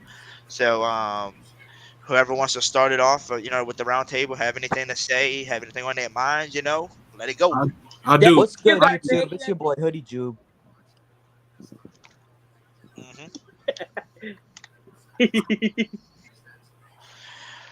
I want to say I was right again. Mark this like my 10th time being right. Saquon Barkley is that guy until he gets injured. Yeah, pretty much. How you doing, Jerry? What's good, Coach Rudy? Not much. Just rocking the Badger. Tell me, hey, Coach Rudy, tell me you was sweating bullets like I was, bruh. Oh my God! It was so bad. My dog crapped on the floor. Oh my God! That's how bad stressful it was. And he was like, I can't hold it. Like, man, I can't hold it. That something stressful that happens, Mm-hmm. Yeah. But hey, whoo, let me tell you something. I look, Ghost Rudy and Apollo and God of Creation. I was telling Hoodie before y'all came on. I said, man, it was like a tale of two scenes in a movie, bruh. It was the first 3 quarters was all god awful. But in the fourth quarter, they finally woke up and scored those 2 touchdowns and kicked the game winning field goal to win us the game, bruh. I mean, hey. But hey, I'd rather take an ugly win than a painful loss. Hey, a 1 point victory is still a victory. There you go. But hey, Jerry, you know how putrid the first 3 quarters were? What's that? It was so bad. I wouldn't feed it to anyone in the restaurant or even my dog. That's how bad it was. Oh, bruh. That's real bad. Shoot, I'm pretty sure he wouldn't even. That's how bad it is. Yeah. But Paulo did bring up something that I saw in the chat. We're gonna and Paulo, we're gonna address that too, bruh. Because dude, I don't know where these out of nowhere penalties come from, especially when it comes to the Saints. I mean, after you make a big play, they gonna come out of nowhere with a phantom holding call, a phantom pass interference call, a phantom offside. I'm like, what is going on here? Oh, how about this, Jerry? How about this too? The fumble that was never reviewed. That's my point right there. I don't know why they didn't call that, bro. Against Drake London and Alabama, that got me really heated. The dude, like he may have grabbed the jersey. It happens. There's gonna be some hand checking, right? I ain't gonna lie, that ticky tack pass interference pissed me off. Like on his own, he tripped on his own feet, and the ball was not catchable. If he did was catching a stride. He was running a stride. He couldn't catch it. They have a niche for giving the Saints the most unopportune. Like if they make a play, they're like, all right, bet. They throw a flag. This dude does not see it because the flag is about late as Christmas, and the dude all the way in January, and he's like, well, what happened? Talking about it, trying to figure out. Even the refs around him are like, what's the flag for? He's like, oh man, he gave a little tug on the jersey. Like what?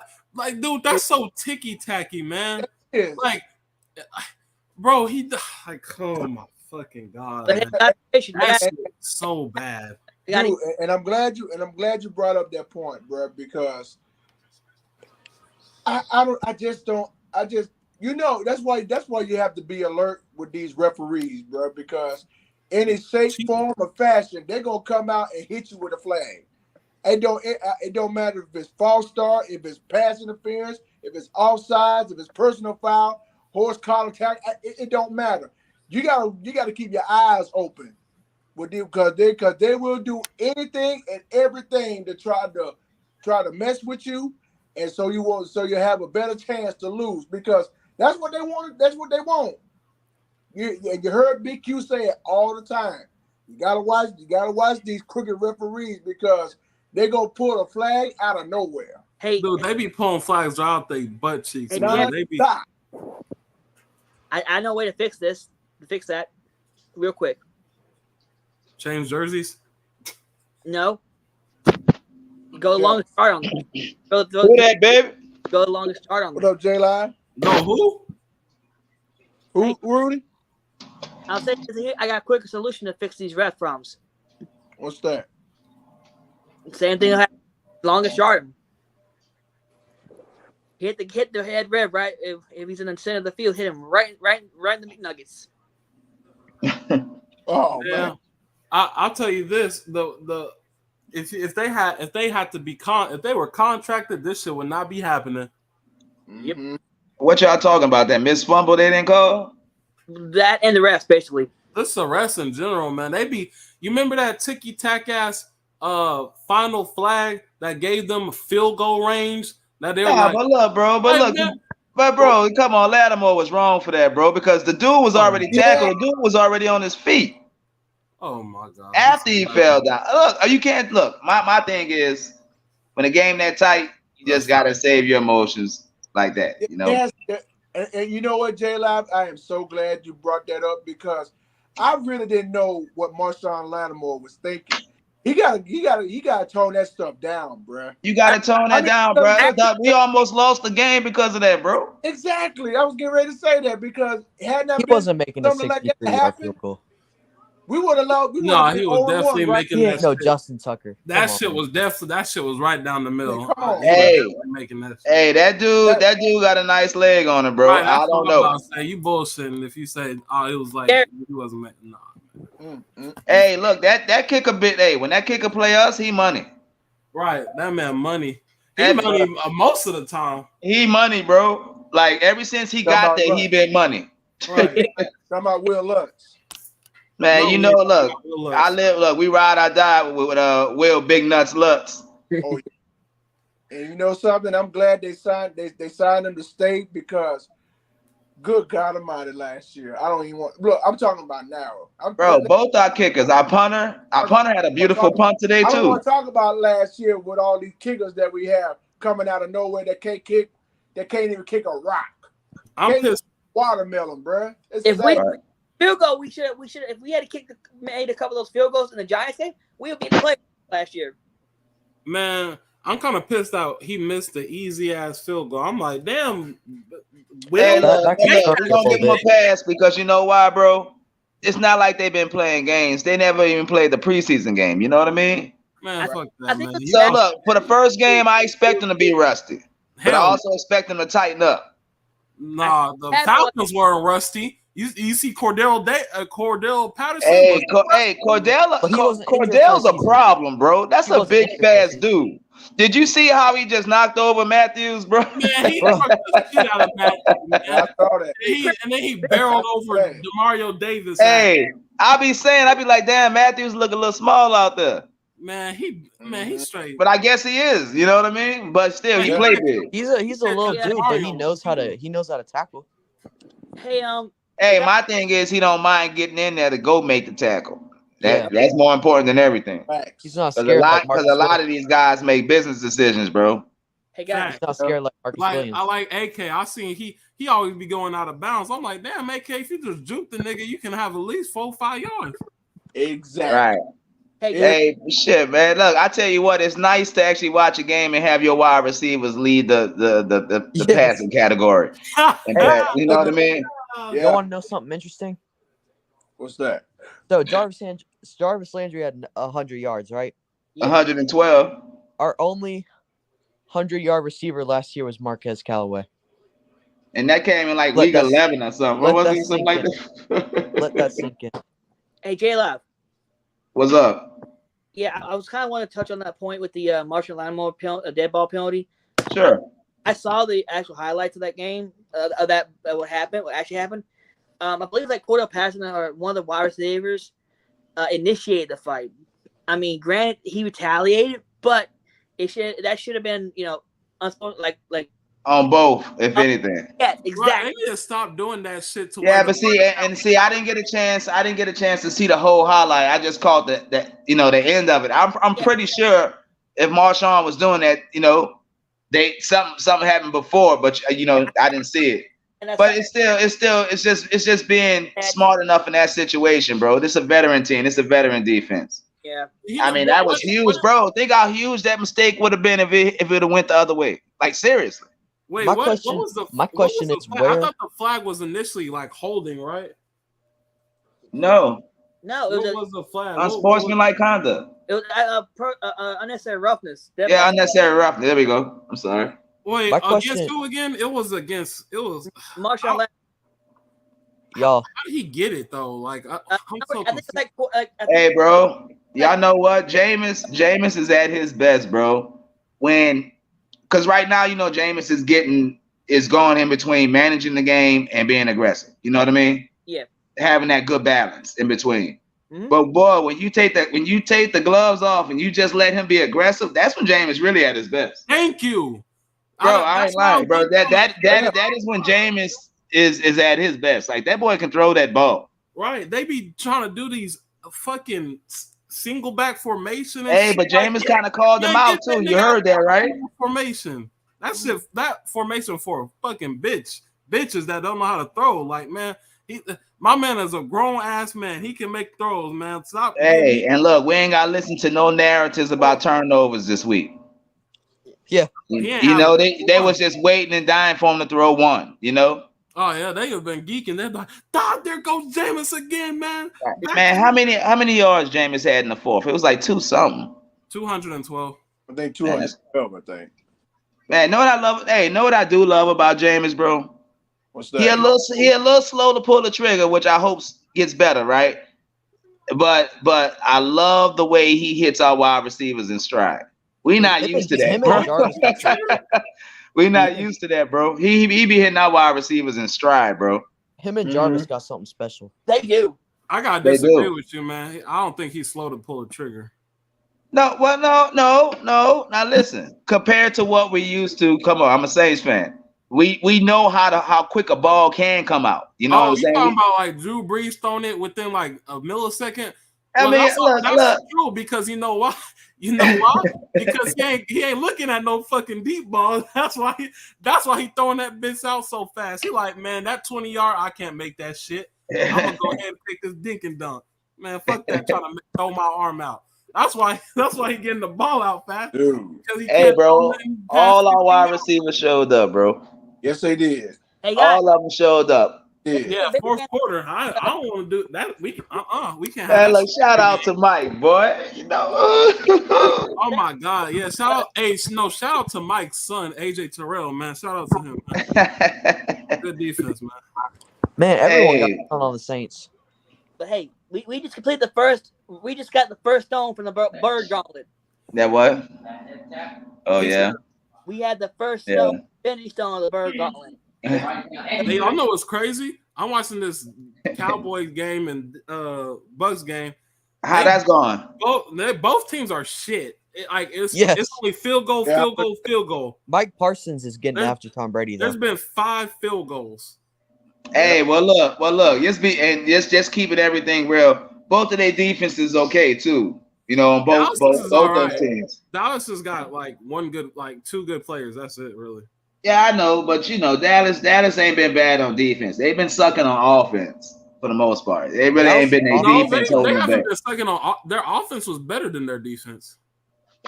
Yeah, they not at the end. Not at the end. Yeah, it was overall. Yes, it was. They were number one. Well, I guess we'll just have number one. Yeah, I don't know what you're talking about, Jay. In offense. Look, they had it in yards, but they sputtered, bro. That defense was the one keeping them in the games. If you watch. J Live? Oh man, my shit's cut off. Who's J Live?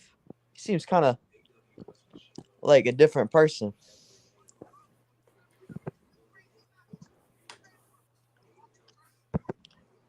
Boo, bad joke.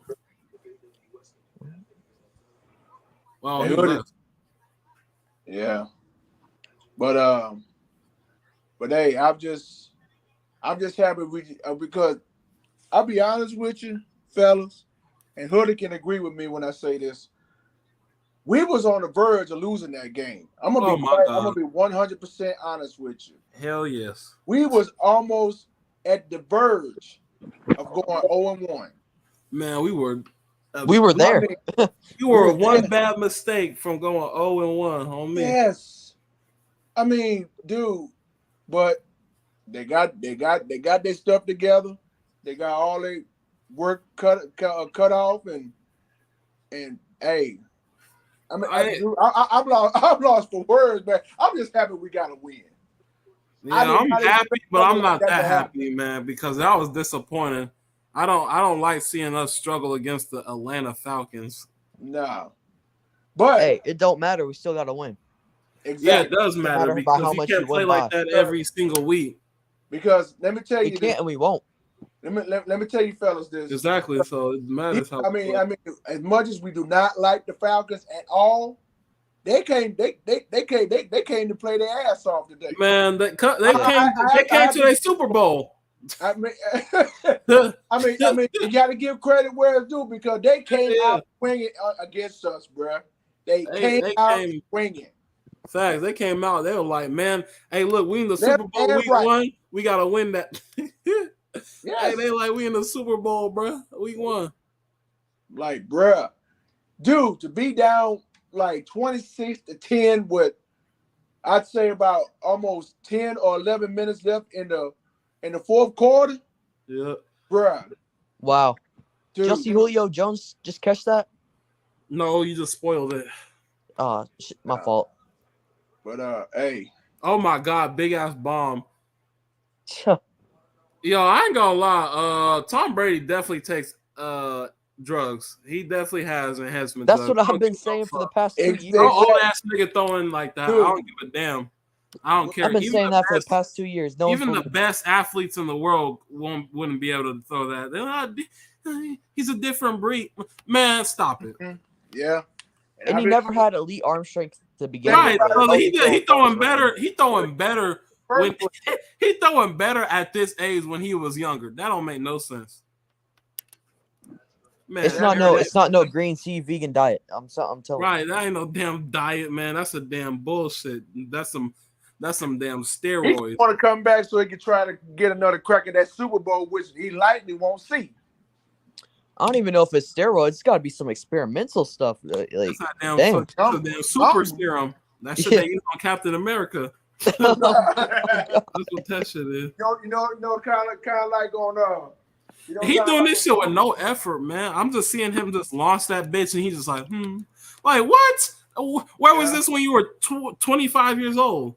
You was damn struggling to throw that bitch. When he was younger, and bro, that's the second. And dude, like what, 44, 45, something right now. 45 years old, bro. Bro, nah, bro. Throwing like he been had this. If I'm 45 and I've been playing in the league for almost 20 plus years, it's time for me to go to the house, bro. Look, I don't care if I'm trying to go for another Super Bowl or not. I'm old as you know what. I'm going to the house. Hey, this Dallas offense is they all they got is CD Lamb. I mean, it's definitely looking like they shouldn't have got rid of fucking Amari Cooper, man. That was bad. and that's sad right there. You lost one of your best wide receivers, and now you're up there playing in Cleveland. I ain't gonna lie, Brady kind of looking like some shit. Either that or his receivers ain't catching shit. I don't know who to blame it, but hey, he won't get it this easy facing the Saints defense. That's for sure. Oh yeah. We got them against Atlanta. He fucking going for 305 TDs. We play like that shit today. But the reason we are playing like that against Atlanta is because we have a problem with mobile quarterbacks. No, actually, it wasn't the defense and the running back. That's not where we were struggling. No, we were actually struggling on the offense. Yeah, because you're right about that. Because people say, "Oh, this QB run," we were struggling offense more than defense. Yeah. But I want to address something. I want to address something real quick, and and I know it's going to be a lot of people going to be talking about it. But I'm gonna go ahead and be the first to say this: where are all these Michael Thomas haters out here? For real? Where are they? Hey, you're gonna hear them on Monday. Is that? Oh, they're gonna talk about Michael Thomas. Now you want to say something?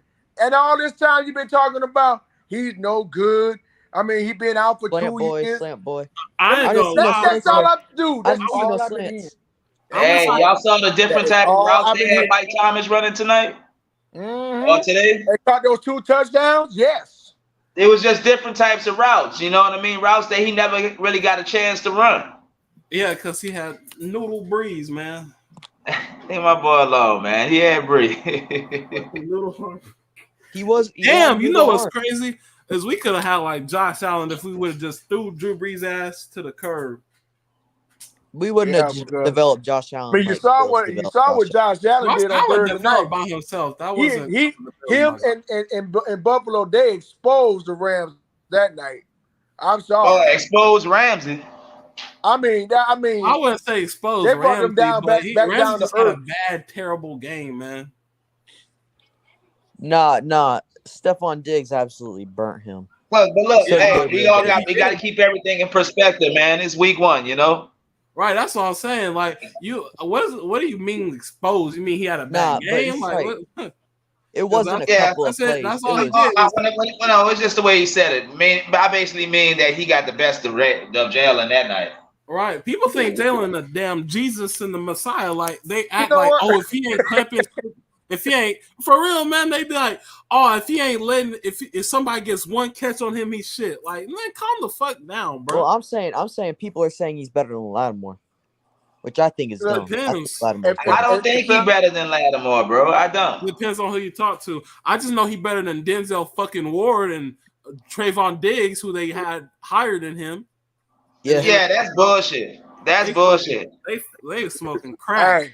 Hey, can I say this right here? Diggs ain't got shit on Lattimore, but yeah. Now remember back in 2018. Wait, you said Diggs ain't got who? He ain't got nothing on Lattimore. Wait, which one? Which Diggs? You talking about Trayvon Diggs, the cornerback. Trayvon for Dallas. Yeah. Yeah. That's But can I say this about Jalen Ramsey? Now remember he said in 2018 about Josh Allen when he first got to the league. He said, "Oh man, Josh Allen trash. I can handle him." Yeah. Look what happened 4 years later. Josh didn't forget that. Now he forgot that because and you know what? And Josh Allen showed Jalen Ramsey he wasn't trash on Thursday night when they opened up. Josh Allen acted a fool that night. That was the most impressive quarterback. Mark my word, he made them remember how trash he was by beating them at their own house. I feel like people can't hold that against him. Like what was he supposed to do? Kiss his ass and be like he's gonna be one of the say nothing. Say nothing. Hey, they say nothing, man. A grown ass man, he can say whatever he want. Well, I know, but like, hey, I feel you, but when you say something, you better be better to back it up. I mean, that was 4 years ago. He was that was 4 years ago. And they got the same division. Josh Allen wasn't good 4 years ago. Like he was bum. He was a bum 4 years That's ago. what I'm saying. They play in different conferences, so they only see each other like every 4 years. I'm the biggest Josh Allen supporter, but like let's keep it a bean. Well, hey, when he said that, he was consistent with it. I know y'all say currently. He never said that there? currently. Jalen Ramsey could have kept his mouth shut. He should have kept 4 years ago, man. He shouldn't have said that about it is 4 years ago, but they're not they're in different conferences, right? So that means they play each other every 4 years.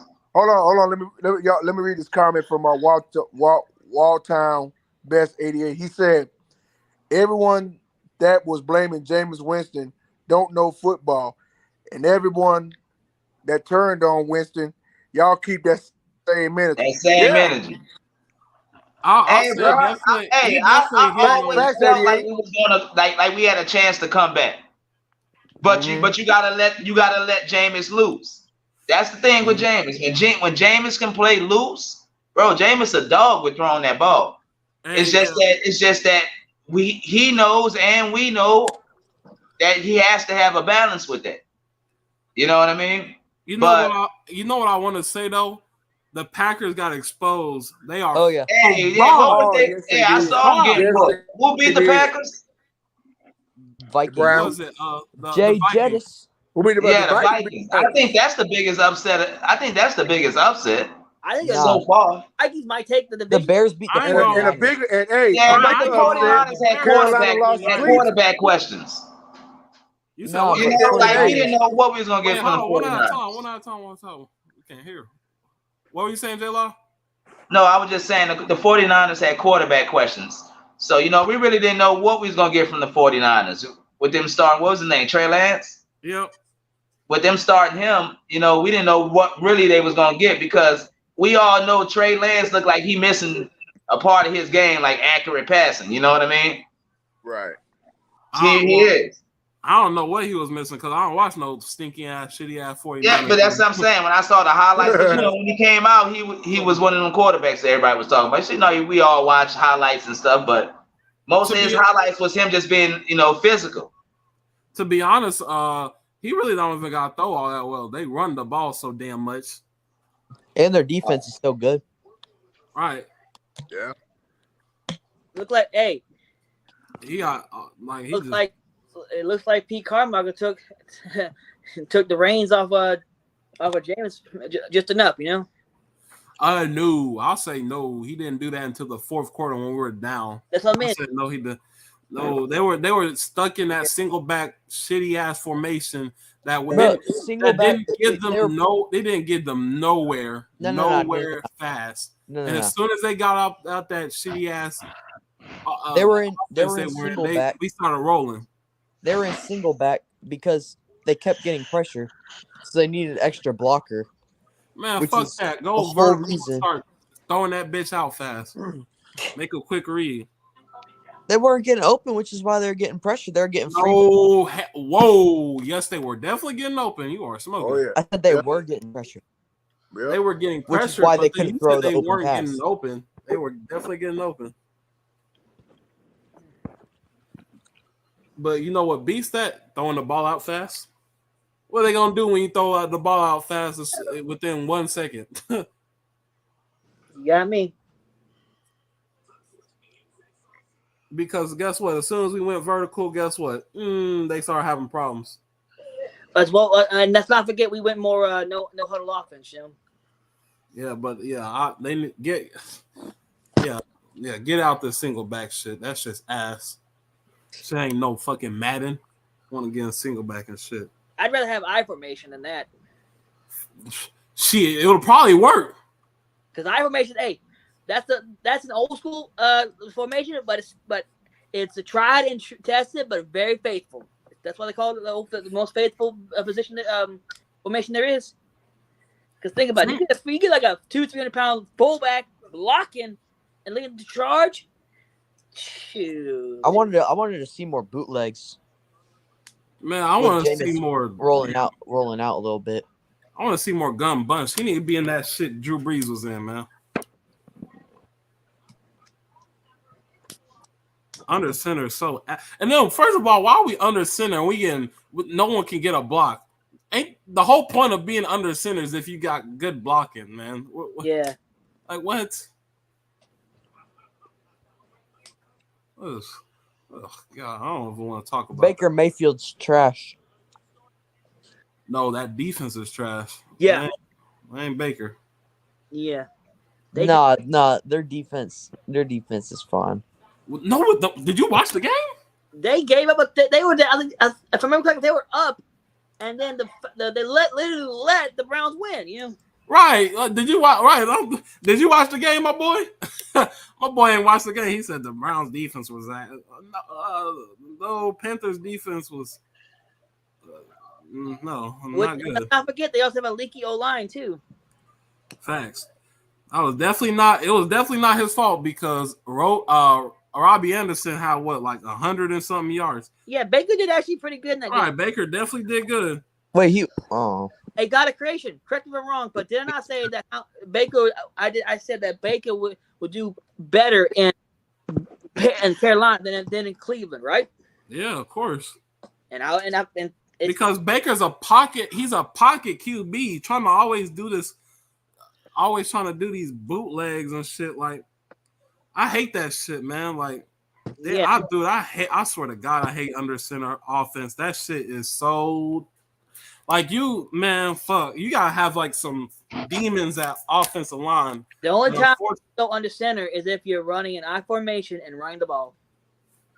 Even that, I feel like we would still got stuffed in I formation. Why did we use? Speaking of which, why didn't we use Ingram more? Because he was just pounding them.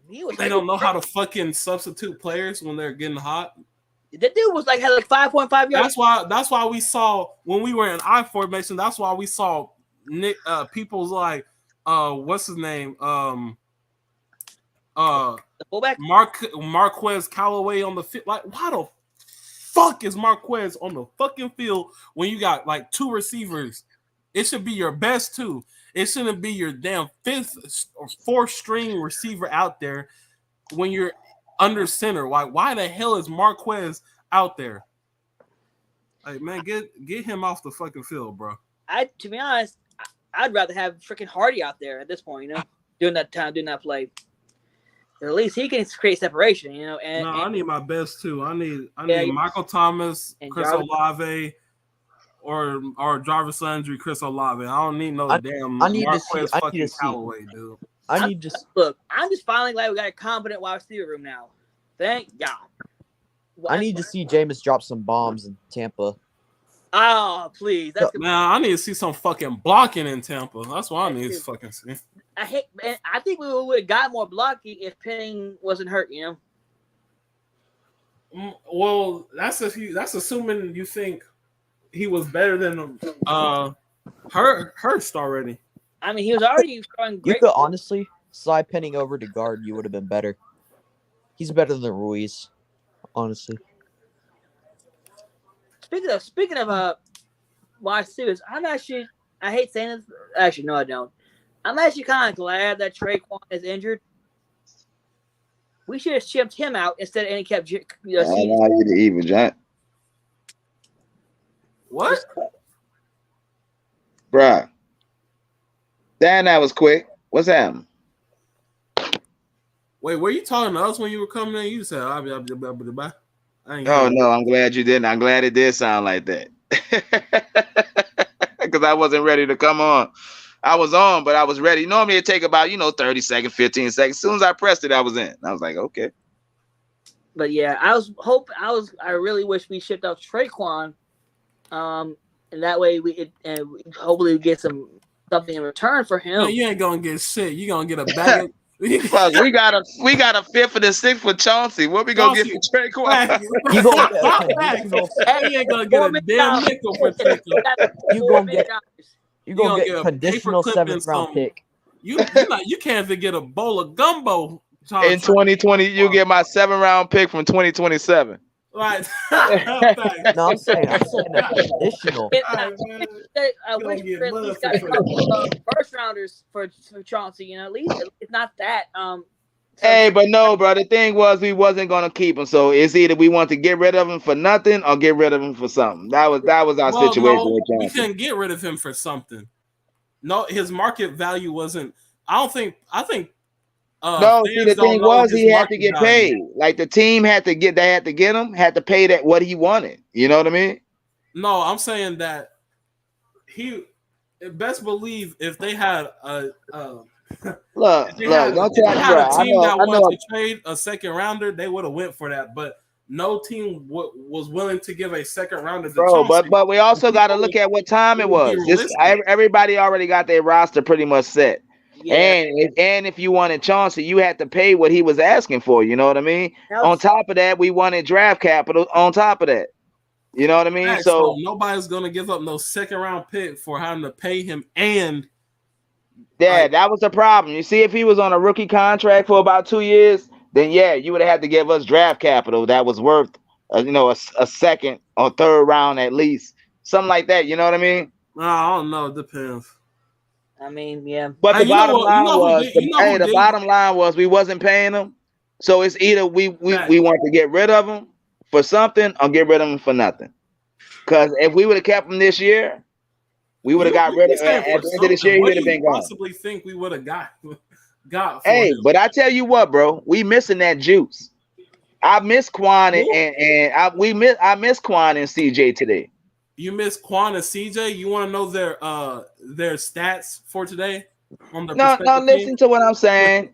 What they bring to the defense is juice, and we can't look at it like that because who knows? Attitude. Who knows what type of plays they would have made playing in the Saints defense? So we can't really look at it like that. You know what I mean? Who knows? Ain't nobody. But hey, we know that they produced when they wasn't playing for us. They ain't playing for us. That's all that matters. Hey, I know Warner did good today. Trust me, I'm happy for that. I love that. But I am saying I mean, Chauncey and Quan brings juice. It brings that that juice. It does to Man, that fuck defense. the juice. We My need thing fucking with those plays. Fuck traded, the juice. Yeah, man, fuck that juice, man. We just need plays. I don't give a fuck about no juice. Make Hey, it play. I hear you, but hey, I tell you what, Cardell Patterson was running all over our ass today. That ain't had nothing to do with juice. That had to do with fucking playing. That's why I said make I it hear play. you, bro. You think? I hear you. We gotta get that tightened up, but you know. Wait, hold on. Are you J Law? So you telling me a hype? Well, first of all, there wouldn't have been nothing to get hype about because he was fucking on everybody. You think if DeMario can't tackle him, you think CD's gonna tackle him? Right. DeMario. Yeah, is no, what huge. I know, I don't want to hear that because we all know. Hey, I play cornerback. As long as you go low and take their legs out, you can get down any guy, no matter how big they are. Okay, if that's the case, why didn't nobody do that? Bro, they tried. Exactly. They tried and didn't succeed. They tried. Exactly. Try. Hey, bro, look, we ain't gonna take nothing away from Cordell Patterson. He a problem. He a problem, bro. He is a problem, but he's 30 fucking years old and he just now became a problem. That's because they just not start using him in that capacity. Ain't nobody bro. want to hear that bullshit. That's real talk. He ain't never been put in that role. That's his fault. Ain't nobody want to hear that. Hey, but to his credit, that dude, hey, every time he don't play the Saints, he been a problem. Period. That's all I'm saying. Hey, you ain't no fucking lie. He need to stop being a damn problem. He being a pain in my ass. That's what he is. He is. He a problem for us, bro. He big. He fast. He's not even killing us. You remember he was not great in running last year. Because didn't he come from Chicago, right? No, I think it was Minnesota. All right, yeah. But see, they was using him as like a gadget guy. That guy's a starter in a position. That's because never mind, not a gadget. He's more of a receiving back. But you know the crazy part is he wasn't killing us in the receiving game. The receiving game, rushing, bro. Bro, I'm so happy Atlanta stopped running. Oh God.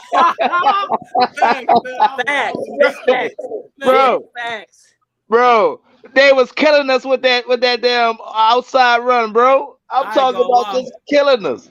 I ain't gonna lie. I think we had one of the besides the team who went against the Giants, which I think it was who went against the Giants today. Nigga, we should be ranked like 25th in run defense. Besides the Titans and the Eagles, we had the worst rushing defense. And I only say that because I think the Eagles allowed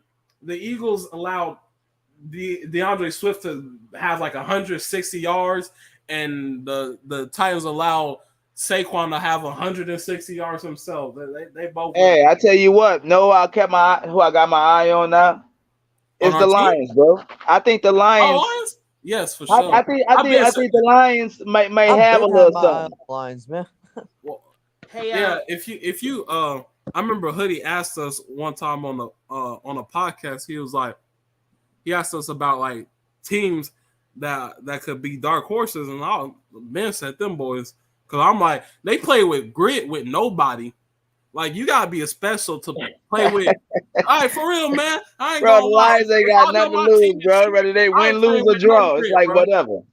Man, I ain't gonna lie. I ain't playing like shit. If my team is shit, man, I'm like, what the fuck is me? I ain't about to try nothing. These niggas shit. Hey, and Jared Goff may make some stupid decisions, but he can also throw that ball too. You know what I mean? Goff was doing. He played a decent game. He didn't play like the best he's ever played, but he played. He didn't lose them the game. Right. It was that defense letting them niggas score 38 points. and everyone. Philly's defense is gonna be so good. They're gonna be so good. I ain't gonna lie, they 35 was points on them. Come on, man. Facts. Man, they was sucking. Look at Arizona looking like crap. Oh, we knew Arizona was crap. I knew Arizona was shit. Pretenders. Yeah. But crap, my brain just had a brain fart for a second. It was, let's see. Speaking of the run. Jameson Williams didn't play today, Christopher. They got him, but he didn't play today. He might come like week 3, week 2. Hey, did Did Chauncey make any plays today? Oh yeah. Somebody was No, about to give me some stats on that. No, he got 5 tackles. I'm pretty sure. He had a pass. That's it. Hey, God of creation. I just remembered. Marcus Williams went stupid. Thank you, Paulo. Hey, What were you all right, saying? go ahead. What were you saying though? But what I was saying is the whole thing with the Chauncey trade. I wish we didn't trade him to the Eagles because that's someone we had to play this year. You know. facts. But I'm pretty sure the I'm gonna say this. I'm pretty sure the Saints tried to do their best. For some reason, I feel like fans keep acting like they are better decision makers than the actual team that has a fucking business. They're like, oh, why didn't they get a 2nd round pick and trade them to another division? You don't think that was on their minds? Like, I don't know why nowadays people think. Yeah, people because think they that- want to pay him, bro. They want to pay him. Just not No, the they did top. not. No, they didn't want to pay. No, not the top notch money. That. Oh yeah, they wanted to pay him. And that's what he wanted to get played. Top notch money. Right, he wanted to play number 1 safety money. Like, man, you gotta get the fuck up out of here with that shit. Dude, you're a 4th round pick. You're a 4th round pick from Playing slot corner.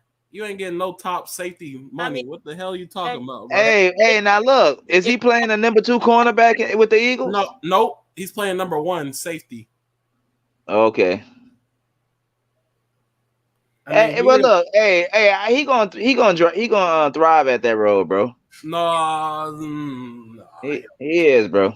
Bro, it's Chauncey. It's Chauncey. No, like not by Chauncey this gonna game. make plays, bro. Once he get comfortable, he gonna make plays, bro. Wait, guys! I just thought about this. Well, I'll tell you this: he didn't make plays when they played. Hey guys, you know what I want to see this time? Now that we have, He new to the team, bro. Let him get acclimated, man. Man, fuck his acclamation. He out on the Saints. You don't get no support from me if you ain't on my team. I don't give a fuck. What Look, I still fuck with Johnson. He can fuck with these nuts. Hey, but yeah, guys, you know what I want to see now? I would love to see at once we play the Eagles. Michael Thomas or Landry blast Johnson. Man, I want to see us. No, first of all, he gonna get work. Chris Olave was already working them in camp. Facts. You know what I mean? How the fuck did the ball? Hey, and that's funny as hell. They try to punt, and that shit went all the way up top. I saw that. Yeah. That is funny. Wait, who tried the punt? Johnson. I think it's the Bucks. The Bucks? Yeah, they try to punt. Nigga kick that shit to the fucking sky. What's the score right now? 12-3. It's ass. It's all field goals. 12-3. Who winning? No, hell no. That's all right. So I guess the Bucks winning, right? Yeah. Yeah. Bro, how did they get to the Cowboys suck ass, though. Comes not only the punter, but the score. I'm getting deja vu.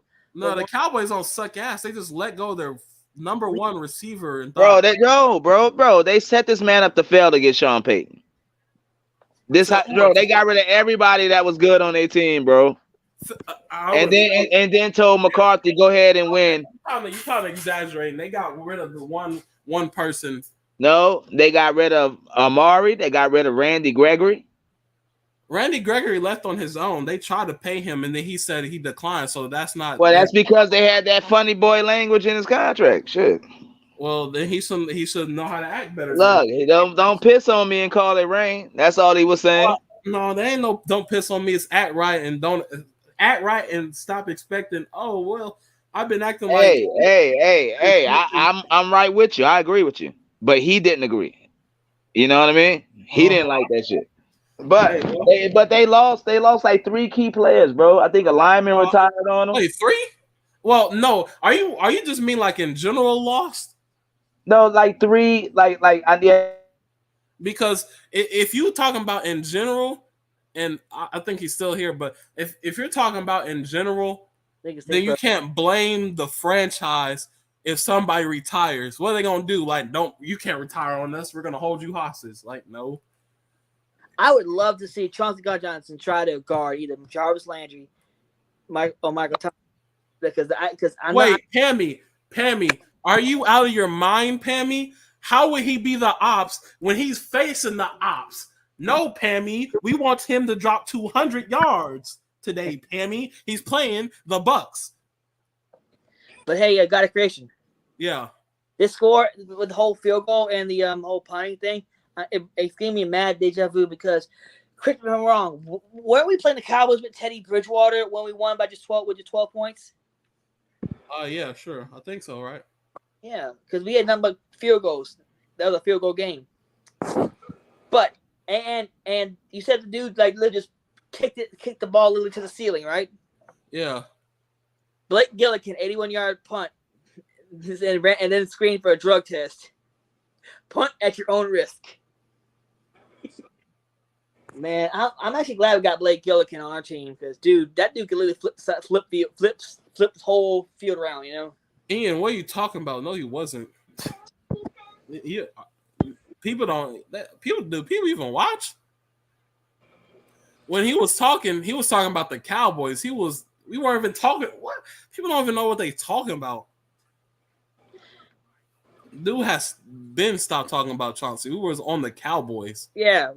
Like what if people be thinking they know what they talk? Man, y'all shut up, bro. Before I time y'all out, bro. You smell them. All right, bro. If you gonna say try to like correct me, at least know what you're talking about, bro. Sounds like I smell bandwagon fans. Got a crazy. Yeah. He's talking about Pammy Whammy was talking about CD when you read her comment. She was talking about the CD dude's conversation. Right. And then you thought she was talking about CD the receiver. CD the receiver? Who's that? Oh, you talking about But yeah, when you read her comment. Oh, she talking about okay. It makes sense. Uh-huh. Yeah, see? Wait, that's why you got hold up. No, because you know what made me think about that is because when did CD ever talk crap about us? Once he got traded. Wait, when? What did he say? It was on Instagram. It was like on one of his lives. Oh, it was his live. What did he say? I don't remember every damn thing he said, but he said some stuff. So some fans are holding it against him. But then again, I mean, he's on a new team now, so I mean, he's gonna talk crap. Hey man, he's Eli Apple now. He's Eli Apple now. Thank you. You beat me to it, Apollo. You beat me to it. Damn it. Wait, what did Paulo? What did you say, Paulo? He's Eli Apple now. If he's talking shit about us. That's why I be trying to tell y'all. Stop being loyal to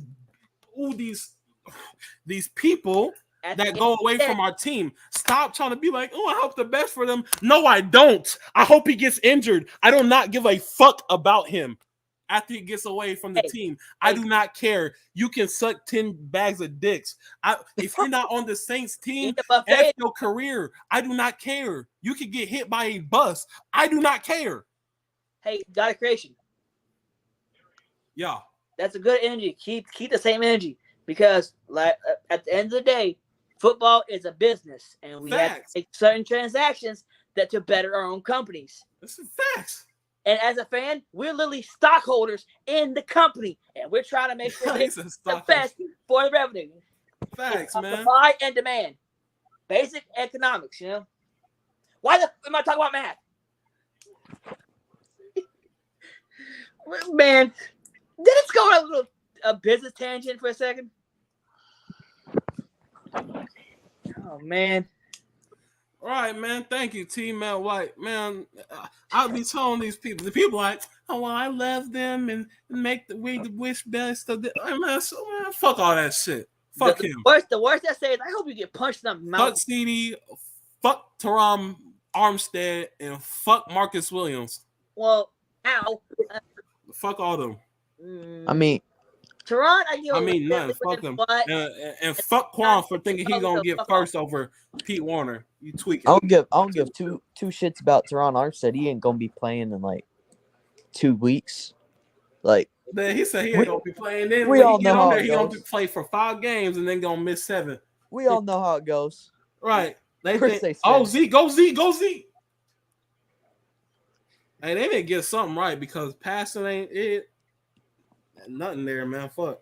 Wait, in the worst, dude, whoever's managing the Cowboys, like, I know who it is. It's a fucking goofy ass owner.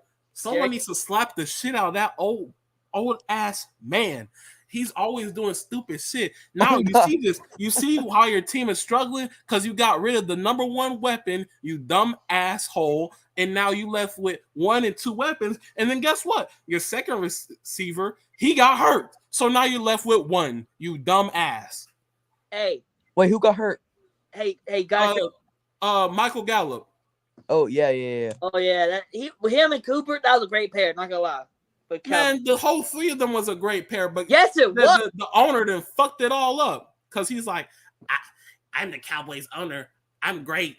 I'm Jerry Jones. Like, man, stop stroking your ego, man, and stop bringing and get some periods on the field. You know, he gonna pay Zeke, but he ain't gonna pay Amari Cooper. Hey, look at Brian. hey, look at what's his name? Mr. Riskin No Biscuit. Bruce Arians. Oh yeah, sideline watching with a drink. Yes, it's a hurricane. But hey, God of creation. Yeah, what's up? When it comes to this game against the Cowboys and Bucks, I feel like Jim Mora. We couldn't make a first down. We couldn't run the ball. We couldn't pass the ball. We couldn't make a first down. We suck. That's how I feel about that game. You know? Wait, he said what happened to fuck everybody that don't play for the Cowboys or for the Saints? It's fuck everybody who don't play for the Saints, but also it's cool. I'm cool with anybody who's trying to help us win. And if the Cowboys are in position to help us win, that is fine with me. Because I would love for that. And then think of this. Hey. Can we use our brains for a second? Why would we be cheering against the Cowboys if they're going against our division rival who is a Super Bowl favorite? Why would we cheer for them to lose? Oh God! Somebody make it make sense. Hey, I ain't even gonna let this slide. I ain't gonna let this slide. David Jones just said Quan should have been starting over Pete Werner. Exactly. We play them next week. So guess what? If they win here and then they win against us, they're up. So why would we cheer for them to lose? The Cowboys look terrible because they then screwed off their receiving core. Isn't there half their old line hurt? Yeah. Both their O-lines are hurt. Yeah, but except Tom Brady actually got his damn weapons because the Bucks decided not to just be like, hey, we're gonna get rid of everybody, and hey, you're gonna have one receiver. Yeah, I ain't gonna lie. Dak working with one competent receiver. That's him. Damn, he choked the fuck out of him. Why is Devin White always hurting somebody, man? He always playing dirty. He damn grabbed this nigga by the neck. Like, that's not no flag. He's a smooth criminal, that's why. Smooth hoe. I don't give a fuck he played for LSU. Fuck him. But I ain't gonna lie, nobody can get open. I hope Micah Parsons keeps hitting Tom Brady. Hey, the 2022 Cowboys remind me of? You said what? You said what they remind you of right now? Yeah, no, they remind me of right now? The Saints in 2016? 2017, that's right. No, 2017 was good. No, we just said 2017 because we only had mostly Michael Thomas, you know. Well, yeah, but they don't got no Michael Thomas over there. Yeah, they got CeeDee Lamb. In 16, we had Thomas and Cook. CeeDee Lamb he's not bad, but he's not no Michael Thomas. Yeah, he's not no Michael Thomas. All right. Hey, dude, bro, how many touchdowns do you think Mike's gonna get this year? Michael Thomas caught it. I don't know if he get 2 a year. If he get 2 a game, I ain't gonna complain. That's 32. I mean, no, that's 34. Forgot to add the extra game. All right, man. And then I'm so glad he got targeted red zone. Drew never did that. I'm like, why wouldn't you target a 6'3" demon in the red zone, Drew Brees? He had like 8 or 9 touchdowns a season. I'm like, this dude should be getting 17, 18. Man, facts, man. He's supposed to get targeted. He should be the red zone threat. Look, I know he's a wide receiver, but if he could play another position, he'd probably be a good receiving tight end, you know? I ain't gonna lie. The Bucks play like this against us. They getting ass blasted. They getting open hand smacked. I'm not gonna lie. But then again, if we play like how we played against Atlanta, then we getting ass blasted as well. So, whew. Tic for I know, tack. but if they play us like this, they gonna get open hand smacked. Their ass is gonna. We play worse than them going against Atlanta. They're not. At least we scored a touchdown by them. When? By the time in this game. Yeah, we scored a touchdown. That I don't even know how. I forgot we even scored a damn touchdown. I was so damn heated. Taysom Hill. Oh yeah, exactly. And then we took him. We didn't see him until what 40 plays later. Yeah. In the fourth quarter. That's what I ain't gonna lie. Actually, the first Pete Carmichael. Hey Hoodie made a joke. He was like, man, where's Sean Payton at, man? Because he must be calling these plays, and I was right. Because they caught that Taysom Hill QB run to the right 3 times. Like, what in the fuck? Like, you want to actually switch it up? Like, if there were actually a Godwin and Julio out, are you watching the game? Yeah, I'm watching. No, who's Demetrius Ramsey? They said Godwin and Julio are out. What are you talking about? Out of what? Demetrius Ramsey. Is that what you said? Yeah, Demetrius Ramsey. You don't see the name? Nah. It's above Hoodie's comment. Yeah. It's, oh. He's saying Godwin's out. Godwin is out the game with a hamstring injury. Julio's back in the game though. Okay. Right, Julio? bro. How Guns Julio made out of going? paper. I'm so glad I didn't drive my fancy. Oh, that's not good because I'm pretty sure the hamstring was the thing that got injured with the ACL. No, ACL. This is ACL. Oh, it was ACL. I don't keep up with fuck niggas on the Bucks, so I don't want to know. I was cheering for his shit too, just like they were happy with when Jameis got hurt. For real. Oh. People, I'm not friendly when it comes to football. Speaking of hurt, hey, you got a question? Are you an LSU fan? An LSU fan? Yeah. Hell yeah, I'm a fan. Did you Go watch Seminoles? watch a game last night? I mean, if that's what you want to call it, a game. Yeah, it was a beatdown. Of course, let me rephrase. It was they Murder. They 8 ways from Sunday, and they curb stomped them. Right. But my favorite part of the entire game, random fan rushed the field. That's funny. I ain't gonna lie. I don't really mind like people running on the field because they usually do it when there's not a play going, and 2, they don't. It's not like they're hurt. If they come and attack somebody, I understand. Just getting them off the field and maybe slapping them with a fine, but I don't think they should go to jail. To be honest, that's how I feel. Well, they actually had something like some. I think Oh my god! I thought Julio was about to do some Julio shit. Oh my god! The reason why they have it is because they had to tighten up security because they had some like burglaries going on around the cans of LSU for some apparent reason. So they had to tighten up security. So right. Y'all saw what I saw Thursday night. What'd you Matt see? Stafford Schmeat riding Cooper Kupp the whole game. Hey, I ain't gonna lie, bro. Now that you bring that up. Every number 1 receiver has gotten 100 yards besides Michael today. Hey, we didn't need 100 yards from Michael. We got it from Jarvis. Yeah. Oh, yeah. The offense just moved through there. Hey, we used all our wide receivers today, bro. I ain't gonna lie. Kind of pissing me off that Jarvis Landry had a better game than fucking Michael Thomas. I mean, 2 touchdowns is worth more than 100 yards, though. Yeah. Facts. Hey, got a creation. I ain't gonna lie. Yeah, well, I want to say this real quick. Go ahead. I ain't gonna. Hey, man, AJ Terrell, man, RIP, man, because your ass was getting dunked on the whole night. He got man. cooked. He got dunked on. Top 5 corner my ass, bro. Hey, Atlanta fans was like, oh, they gonna lock Slant Boy up. And my man didn't even do it. I promise you, he didn't do not one single slant for a reception. That's the funny part. All his receptions were not slants. Yeah, they're all like out routes and right. They weren't all out routes. They were like phase and post. Yeah, phase and none of his receptions was a slant. Honestly, I think Michael Thomas's out route is better than a slant. Yes, facts. And his fade because that fade he did. Y'all remember that fade on AJ? Oh my fuck! Yeah, That back shoulder fade is that was wet. That was, oh my god. They lucky he not like DK and got like fucking demon speed. let Michael Thomas have had DK speed. Like, holy shit. Boy, he would be a monster.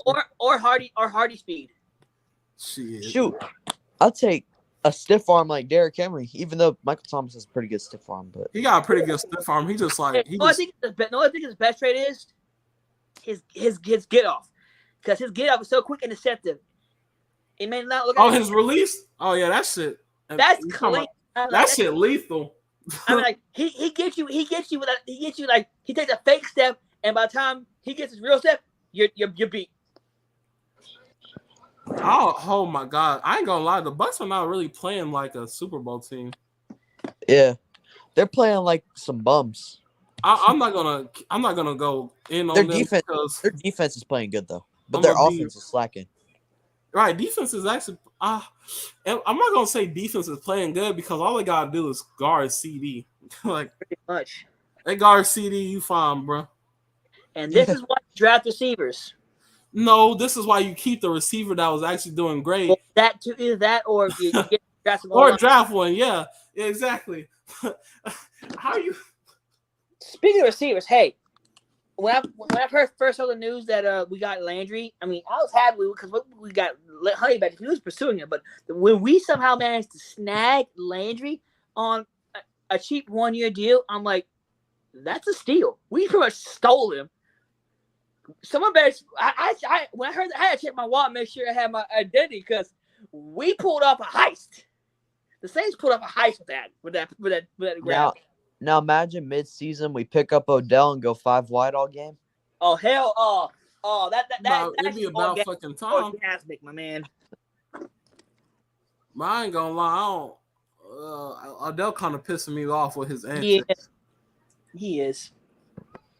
Like he had like at least Jarvis is a real nigga and respects LSU. Yeah. He a real one. He said, man, I want to be back home, man. Let me go back home. Even Honey Badger respected LSU too. You'll see Le'Veon knock out Adrian Peterson. You said what? You'll see Le'Veon knock out Adrian Peterson in their boxing fight. Le'Veon Bell knocked out Adrian Peterson? Yeah. I mean, isn't Adrian Peterson like 10 years older than him? I mean, kind of, but like. You know, the man said kind of. This still built.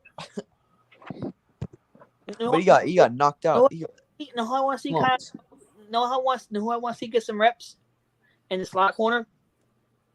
Slot corner, Alontae Taylor? Yes, I want to see him get I thought he was going to play today, but he didn't. I saw him on special teams.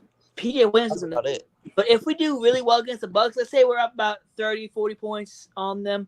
And I'm gonna tell y'all like this. I told everybody about the fucking goofy ass fucking Roby. Roby is so ass when he's not having to guard outside route. When he's guarding outside routes, he's good. But when it comes to these routes that are inside, that man will give that shit up 9 times out of 10. And that's why we have Paulson Adebo. It sucks that he's hurt. He coming back next week. Thank God. Hopefully. Because Paulson Adebo is a bona fide number 2. And I heard he balled out in camp this year. That's crazy. Number 1. Warner really had a better game than DeMario, and people were talking about some. Let's keep Quan over him. Man, shut up. Fuck that noise. Let's keep Quan over him. Hey, anybody who want to keep Quan over Pete Warner, you're bugging. The reason why I like Pete Warner, it reminds me of like a younger Luke Kuechly, and Luke Kuechly was a dog. Dude, I knew y'all remember that? What was that game he went crazy in? He had like 10 tackles.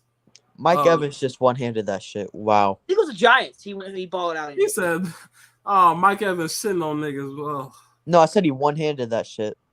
I know. I'm saying that's why I said he's shitting on people. One-handed. Yeah. Let's not forget the one-handed. He shit on Diggs too.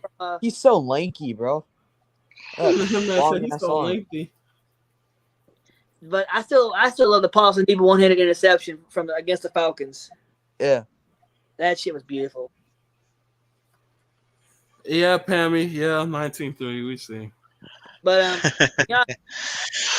shows the difference of at that point in the game. I would love to see how Alontae Taylor did as a cornerback. You know, the actual bona fide cornerback, and have PJ stay in the slot. You know? PJ I ain't gonna lie, PJ would have probably did a better job than fucking Roby. Yeah, and have Alontae on the outside. And think about it, Alontae is a pretty good corner. You can have Roby play the outside. He's great on the outside. Yeah. Sometimes when he's not getting burnt. Hey, at least he can't burn bad Eli Apple though. Hey, I would Eli like to thank Apple my was, boy. but the thing about Eli Apple, he was actually the best corner when it came to man coverage. Yeah. Hey, y'all. So, at least he got that. Yeah. The only I gotta thank E Prime Time Show for $1.99 super chat, my man. He said, "Y'all, what's y'all record prediction for the Saints?" Man, we're going 20-0, going all the way. Wait, 20-0. 17 regular. Yeah. Hell no, ain't getting no 20-0 with that fucking performance. I ain't go. Who said that? Who said that? Hoodie. Wait, Hoodie just made that shit up? Man, Hoodie don't believe that shit. Crack, apparently. Man, Hoodie don't believe that shit. Man, Hoodie was quiet as fuck for like 2 quarters. Hey. Hey. God of creation. It's a rivalry game. It's gonna be like that. Where's all that off-season? Man, fuck that rivalry game, man. It's Falcons. What are you saying? Where's all that off-season hype you had, man? I still got the hype, but I just saw how the fuck we played. So it would be unrealistic to be like, oh, it's still the same energy. No, it's not the same energy. I saw us struggle against the fucking Atlanta Falcons. We're gonna go at least anywhere between 10-7 to about 12-5. That's what it's looking like. But we win the division. That's a good question. I'll tell you this, if we beat Bucks next week, we are definitely setting up good for winning the division. I mean, shoot, we win the first 3 games, we're setting up good for the division. Oh, of course. That's the first 3 games, divisional games. Which I understand why we have a really tough schedule this year. I ain't gonna lie, I'm gonna be heated if Baker go off on us, but don't want to go off on the Browns. I'm gonna be pissed. Bruh. Everybody want to do their best against the Saints. Like, man, eat a dick. Eat a buffet.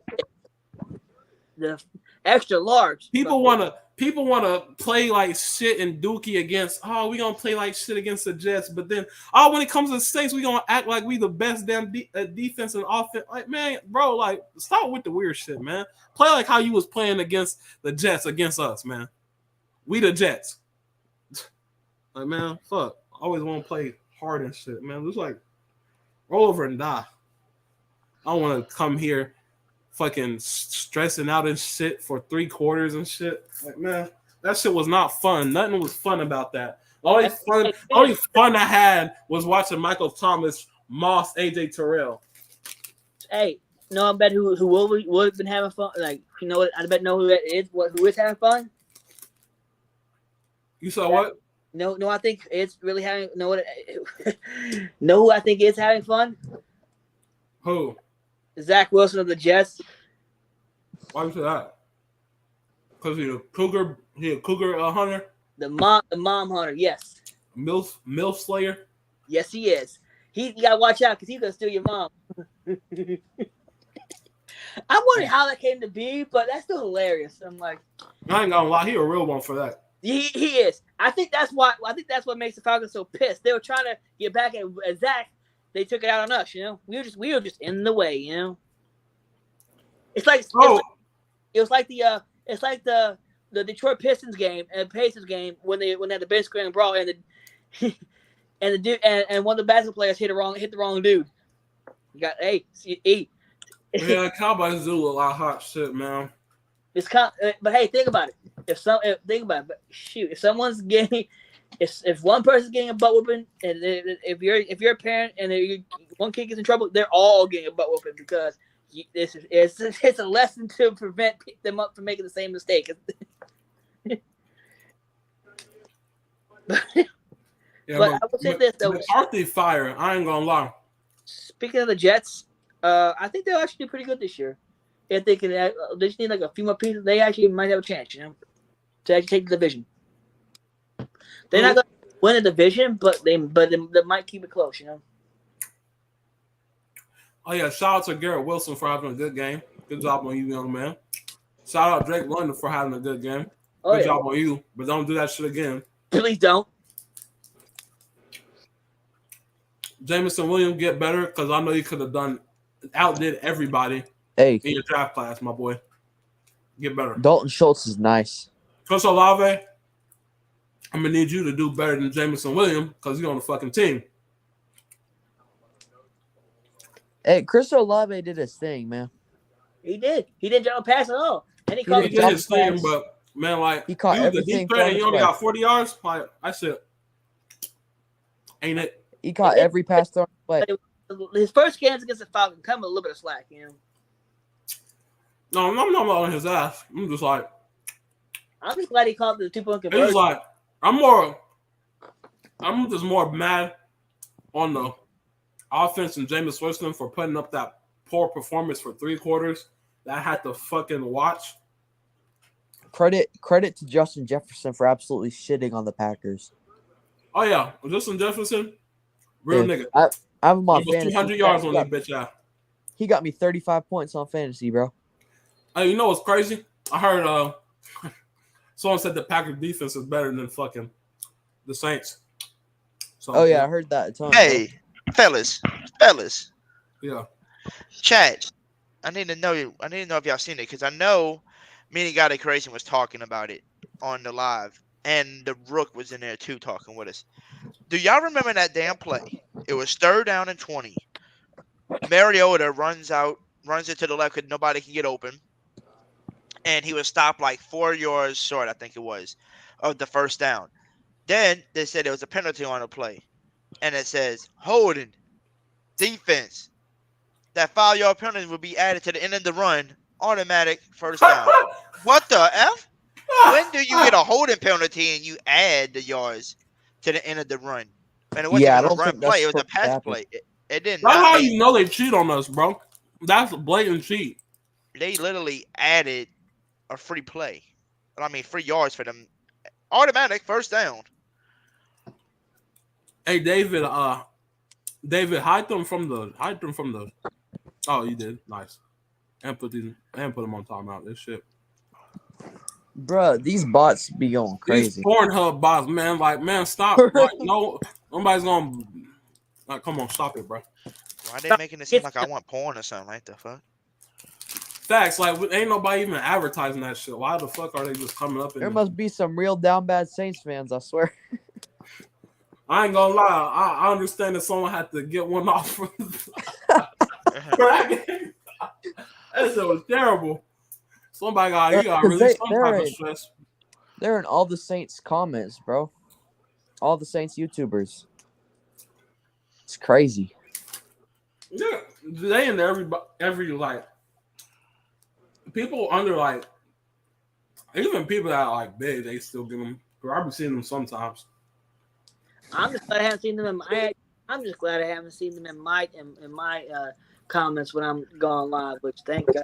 That's all right. When you get like what? How many subs you at right now? 357.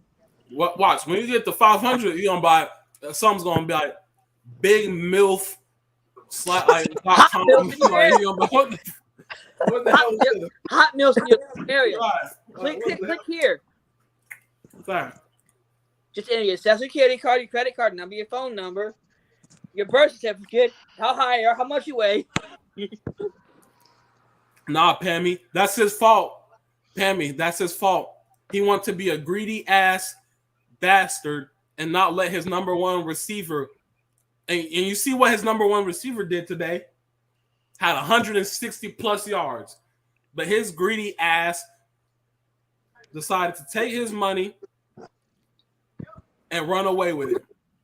And didn't give a fuck about nobody else but himself. He's and a gold. He got the receivers he got. He's a gold digger. Knowing, and they so dumb, they thinking they can draft when y'all were in the NFC. Y'all were in the conference. Y'all were number one in the in the whole NFC conference. So that means y'all not gonna have a good draft pick, dummy. And you know receivers were a high point. So why would you even think about giving? Like, come on, man, stop it, bro. Get some help. Let's go. Let's go. He's a gold digger. I'm not gonna lie. I'm keeping. Like, why would I keep Aaron Rodgers over Devontae when Devontae's younger? And Aaron Rodgers can probably if they have one of those bad Packers seasons, this might be his last season. He was the back-to-back MVP. You keep the back-to-back MVP. I mean, it's just, especially at the most important position of football. Hey, whoa! Let's hope we get a first rounder because I mean, Sean Payton, he was on Fox. He was interviewed by Kate Adams. I think he really likes talking about football. So he might not even come back to coaching, bro. Oops. Sorry about that. But if he does, we get some good money and depends on when he comes back. If he come back within like 2 years, then we'll get something good. But after 3, then people will be like, we don't even know if he can coach anymore. Y'all notice Todd Bowles is really Southern? No, I did not know that. How Southern we talking about? When he's talking, when he just got interviewed. How Southern? We talking like Florida Florida Southern, Grand Isle, or Texas Georgia. Southern, Southwest Tennessee Texas. Southern, Georgia. The backwoods of Georgia Southern, huh? Yeah, I Okay. recognize it. Or is That's he Mississippi or Alabama Southern? And there's no part of Alabama, it's Mississippi, Alabama, just the whole thing. Yeah, I know one thing. I need them to lose. Oh man. Shut up, Bucky.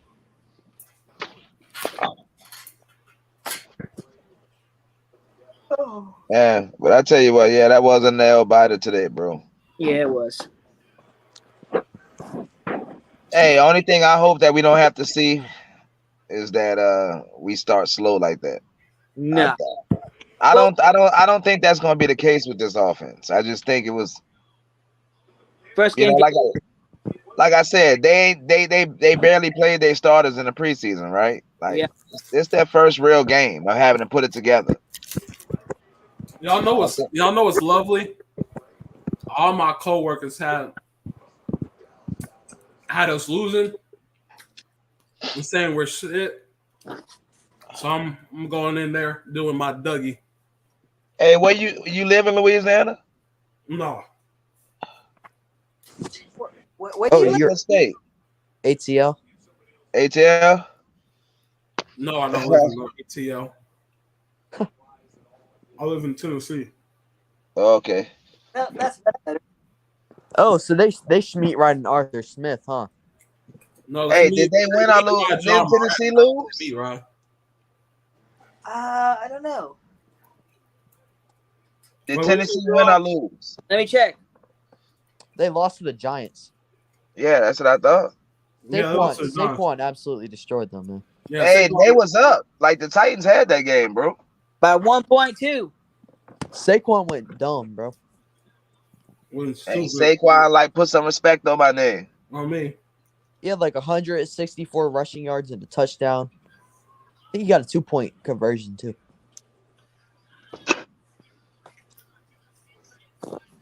Man, Giants messing over Saquon. They just not getting on board with really using him. How was he in the passing game? No, because he was being used. He was just getting injured. Yeah. That's true, too. Man, I ain't got no more hope for these Cowboys, man. I fuck with Cowboys, but they need to get rid of that fucking owner.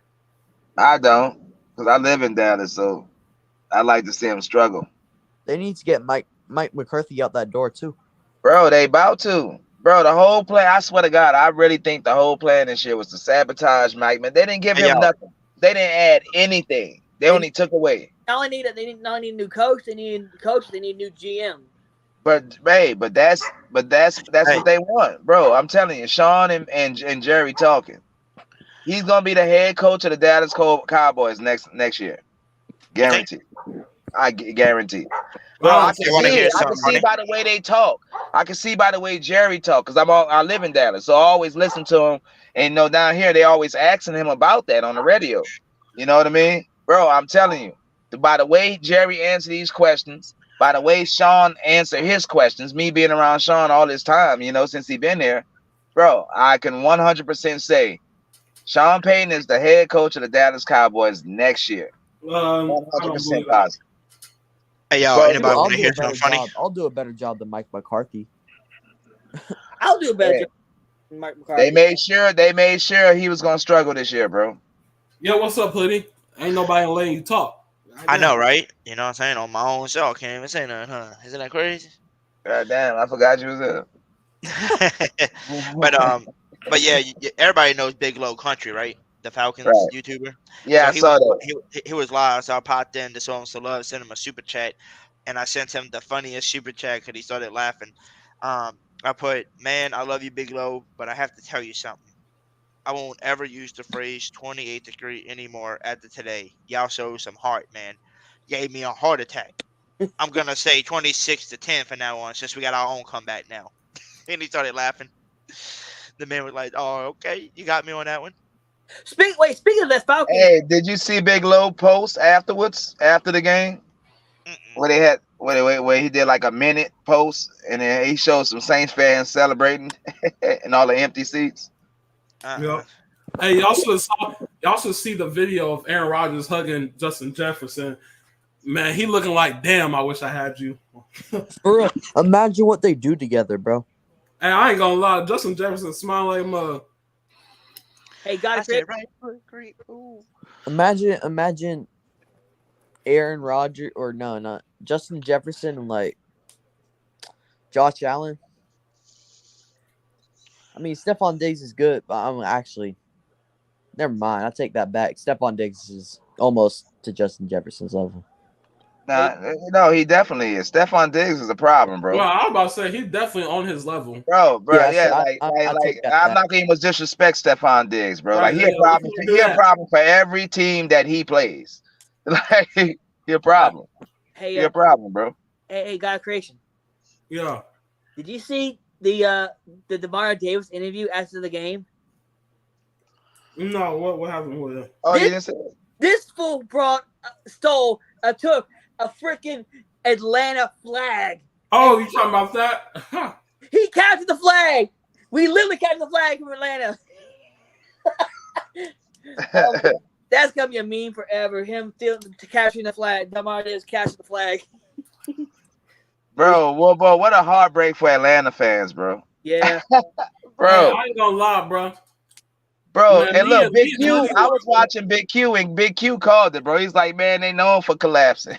I mean, it's not really a call, or is that more of like they consistently do that shit every game? But that's what I'm saying. Like, he was like, bro, once we scored that touchdown, he was like, man, this might be it, because they consistently show that this is what they do. Hey, bro, J-Law, bro. There was a Bucks fan and a Atlanta fan. They were talking cash dollar shit, laughing, joking. What, live? You said what? Oh yeah, when Hoodie was live, man, we came up, man. They was getting their jokes and they're like, "Ha, this is what y'all get. Y'all ain't Super Bowl contenders." Blah blah blah. And I was like, wait, Hoodie was live? The game. And let me tell you, bro, when we got that first down, my man was quiet. Then he said something. He was like, "Wow, we chilling." Man, after we got that second touchdown in the fourth quarter, I ain't seen that man since. Hey, know the Falcons now remind me of? Bird shit? No, the Saints from the Aints days when they were the best three-quarter team in the league. They always collapse the last quarter. Right. Hey, we went through a lot of that in Sean Payton era too. You remember that? We all remember those years. We couldn't hold the lead for nothing. If a team had the ball with a minute 30 seconds left, it was over. It was I don't complete. like these close games, man. That's what I don't understand. People be like, I like close games. Why do you like being stressed out? What's wrong with y'all people? The only close games Are y'all psychotic? The only close games I like is the high scoring ones where it's like back and forth, entertaining, high octane, you know? Right, like that Saints in New York game a couple years back. That was a high scoring game. I don't like those either. That means 49 to 42. Oh my god. Yeah. I like a blowout because that means we're doing better than the other team. Thank you, Colts thank you, Saints versus Colts of 11. Hey, shout out for Dennis Allen and Sean Payton paying respects to each other. Yeah, I saw that in the interview. Yeah. You know, cause look, it's the easy thing for Dennis to do is act like and never mention Sean ever because he don't want to be in his shadow. Right? Who the fuck is Sean? Right. But he still mentions him, knowing that people may have say, oh, maybe he living in Sean's shadow or whatever. He not even worrying about that. He just like he giving credit where credit's due. And with me, he was like, man, Sean gave us a good team, and he's talking about all the lessons Sean instilled in the franchise. And I like that. I don't like the people that are like, man, fuck Sean. I was like that for about a few, like 5 seconds. Then I was like, man, I understand because that was fucking hell trying to manage. Could y'all imagine trying to be a head coach and manage our season last season with all those injuries and trying to come up with a plan to win every time and got us to 9-8? The fact that we went Yeah, bro. Hey, but God, bro, I really don't think it's even about that. That's some. I mean, he don't been through adversity with this team. I ain't gonna say that broke him. I don't think that broke Sean. I think it was just something that he was going through. I think it was just something that he was going through himself. And with Drew Brees leaving and him having options, I think he just wanted to exercise them, bro. But he didn't want to do it. But he trying to do it classy, where he didn't just go from the Saints to another team. He's taking the year off, and I guarantee you, watch next year he will, bro. I don't think that is the talk of the town in Dallas, bro. I don't think it's that, bro. I think Sean Payton does interviews. He just really got tired of the game, bro. That's really it. Hey guys. Hey, just remember this conversation next year. I didn't say he wasn't going to go to the Cowboys. I said he was just tired of coaching for right now. Hey, because burnout is a real thing. Just want to take a year. But hey, this is the thing. When it comes to living in Sean Payton's shadow, if anyone is living in Sean Payton's shadow, it's Pete Carmichael. Because I want to see what he does. You know, like, because I mean, I would much love seeing him as a offensive coordinator. I doubt he has the skill to do head coaching, but it'd be nice to see like what can he do outside of the Saints, you know. But it's just, I think he's finally starting to take on this, basically make his offense his own in a sense. Yeah, I like Pete Carmichael. One thing I know about Pete respects the run game, bro. He really do. He does. He's old. He respects the run game, bro. When Pete's in control, we gonna run. He's also smart though. He respects the run game, but he also knows when that shit over with. Right. Because we try to run, and when fourth quarter came, man, he like, man, fuck. Hey, bro, I need a coach to start feeding the hot hand. Like when you see a player going off, like Taysom be going off, like please don't stop. Like let that man eat until they figure it out. You know what I think it is, Jalen? I think it's really because they got a very limited amount of plays for him. I think that's the like secret truth. Because think of it, like you said, what kind of sense would it make if he's on fire for him not to get more reps? I really just think they just don't have enough to feel comfortable with putting it all out there. I really just feel like they haven't really added on to his role. I think it's still the same bullshit. Because guess what? We ran the same bullshit ass Taysom Hill run to the right. Hey, that power run a beast though. Hey, that power run with Taysom is a problem. It's a beast. It is. It's a beast if the team don't have linebackers. If Deion Jones was playing, unfortunately, I think we probably would have lost if Deion Jones. Hey, I don't know, man. Hey, that line blocked well for him. It just depends, bro. It depends. Like, no, I'm saying because you know how with the QB run, you usually go in between the tackle and the guard. So that's where you're usually going to meet your linebackers at. So if they have a competent linebacker, I don't know. I'm not saying 100%, but I'm saying I just think that I think they just have limited options. That's why they try the same shit 3 times. Even though it worked, they still try the same shit. But hey, I know one thing. They need to implement that screen game. Now, I don't want to forget about that. Our screen game always been strong. I think they had a screen today, but it got blown up. Yeah, that's what I was about to say. That shit got swallowed. Hey, speaking of Pete Carmichael, this is one thing I do respect about him. He doesn't get cute in the red zone. Ain't nothing cute about Pete. It's football. He's an old school smash mouth football. There's no ego. There's no ego with Pete. Nah, that's a gift and a curse because sometimes you probably need a little ego, right? Just a little bit, just a touch. Just a touch. Just a little shot, you know. Sometimes you don't want to play it too safe. And I think Jameis even alluded to that, you know, during his interview, his post interview. Yeah. Just saying, you know, we don't want to start that slow. You know what I mean?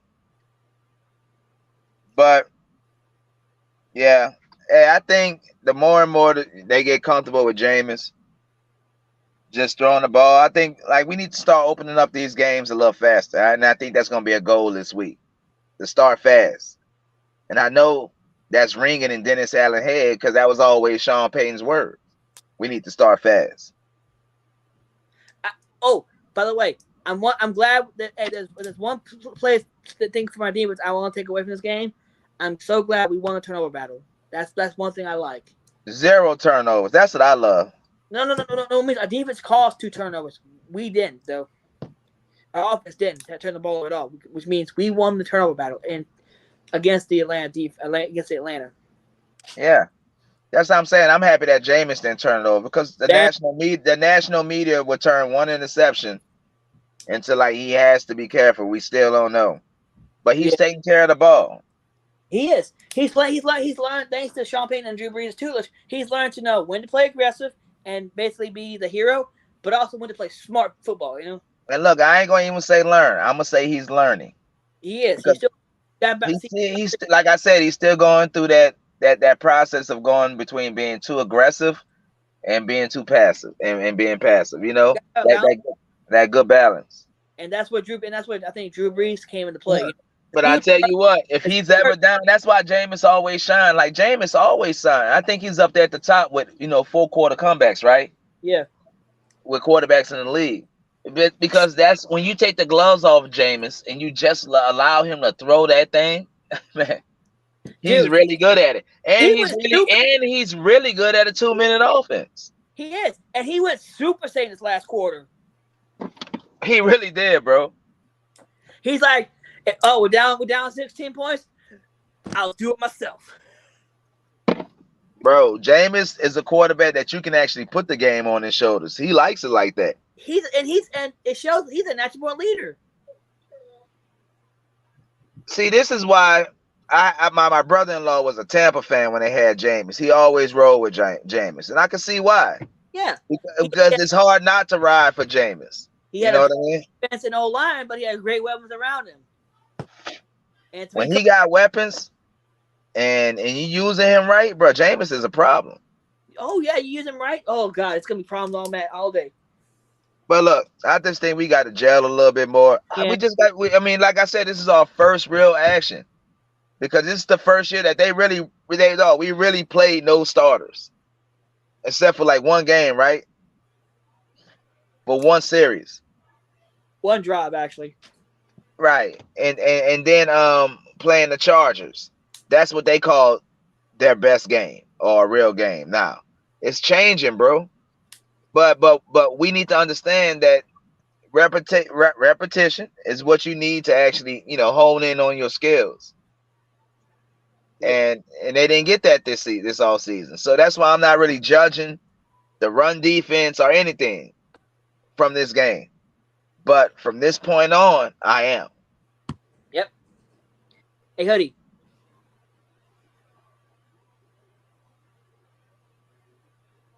That's what I'm talking about.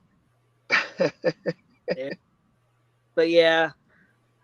Nah, it's all good, bro. Hey, I tell you what, man, they kept Pete Warner injury so hush hush. You didn't know how to feel about it, right? This all season. I think it was just like a. I mean, think about it. If Dennis not learned anything from Sean Payton, it's how to manipulate the media and to do it and to think and giving them what they want, what you think they know. It's basically showing this hand, not this hand. He's very like. It's like, oh, you want to move your rook over here? I'll move my queen right over here. He's very strategic. Right. Because it's like, bro.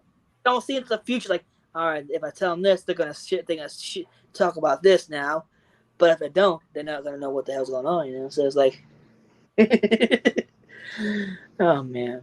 I know one thing, man. We got to shore up that run defense. Yeah, we got to tighten up. We have to tighten up. We got to tighten up on that run defense. That was embarrassing, especially that one drive.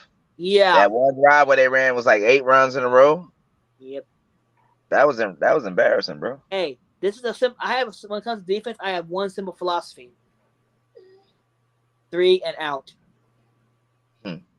Very simple, right?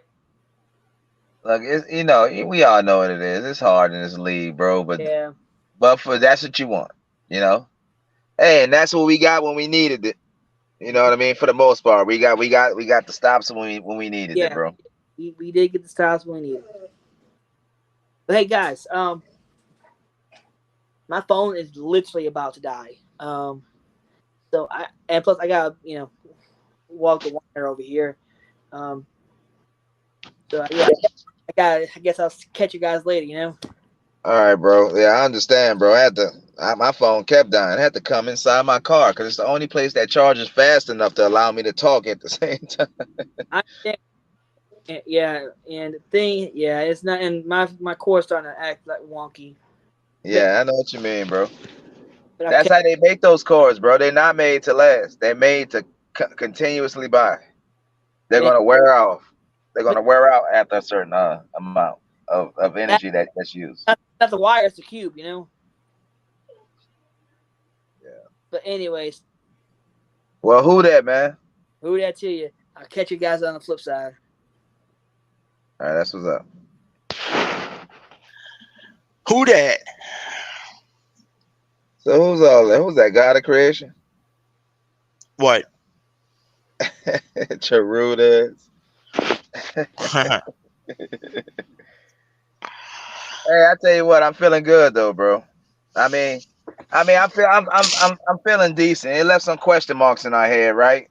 Even though we got the win, we still got some stuff we gotta iron out, man. Yep. Got some stuff we gotta iron out. And we will. Hey, how y'all feeling, bro, about that? About those safeties? Because I tell you, I've been having a question mark in my head, getting rid of Malcolm and Marcus Williams. Because just because, like, look at that easy pick Marcus May could have finished with. The game would have been over if he'd have made that pick. Yeah. See, stuff like that scare me with him. Like, I trust him in run stopping ability, but I don't. But I'm watching him. I'm not gonna say I don't trust him, but I'm watching him and how he do his pass coverage. You know what I mean? Because that's one thing that Marcus Williams, we can say we won, but he was pretty good. He allowed us to play aggressive because he was in the right spot the majority of the time. That's what allowed us to play aggressive because we had somebody back there that can play single high safety for real. Yep. And right now, I don't know if we have that guy, but I'm watching to see if we have that guy, But I am watching the way those safeties cover, both him and Tyron. Yeah. Because none of them really just code as far as like, covering. You know what I mean? Like for real. They good in run support and stopping the run and and they can play safety also, but I don't think that's actually like their strength. You know, it's like pass covering deep and all that.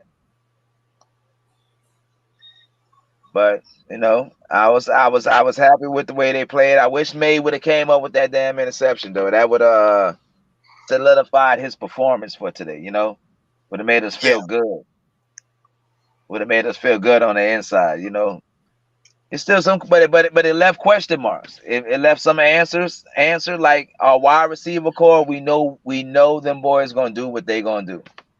If those three are on the field, they gonna do what they gonna do. That's what I got from this game. When they called upon, they produce. We just got to call a number. Yep. The O line just need to step up. Yeah, they did, and they did in the second half. And like I said, bro, I think that's just more over just the repetition, and getting the jitters out, first game jitters. But that's what I'm saying. I'm really going to start judging them next week of on really what I see, because this year was different than every other year. Like they didn't play for real. You know, they really didn't play. I know they only get like a series here or there, maybe 2 series, but nowadays they're not even playing, bro. So you mean we actually should expect some, a little rust, Yeah. a little wrinkles to iron out, you know? Remember, a lot of people that were playing barely played in preseason, or they were hurt and they got to play in the game. Remember, they were Right. hurt during the practice. Most of them, like Michael Thomas, hamstring. We got to practice a little bit this week, coming off of being out for 2 weeks. Um, James Hurst was hurt for a whole time. Finally got to practice this week. Right. Which was your starting left tackle. Excuse me. What are some other players that we had that were kind of hurt? Oh yeah, Pete Warner hurt with a groin, but he got to play. So I mean, you're gonna have a lot of people that was like a little rusty. Tyrann Matthew didn't practice some games. I mean, sometime this week because of illness and stuff like that.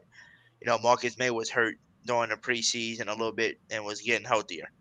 So Right. everybody's coming off of injuries and getting healthy, and they didn't really get up to speed. They didn't really play the starters, so never really got reps. So like as the game, got deeper, Progress. you got to play 2 quarters. You went into halves. You felt like you got the game speed coming to you, and then once it came to that fourth quarter, dude, they just took off.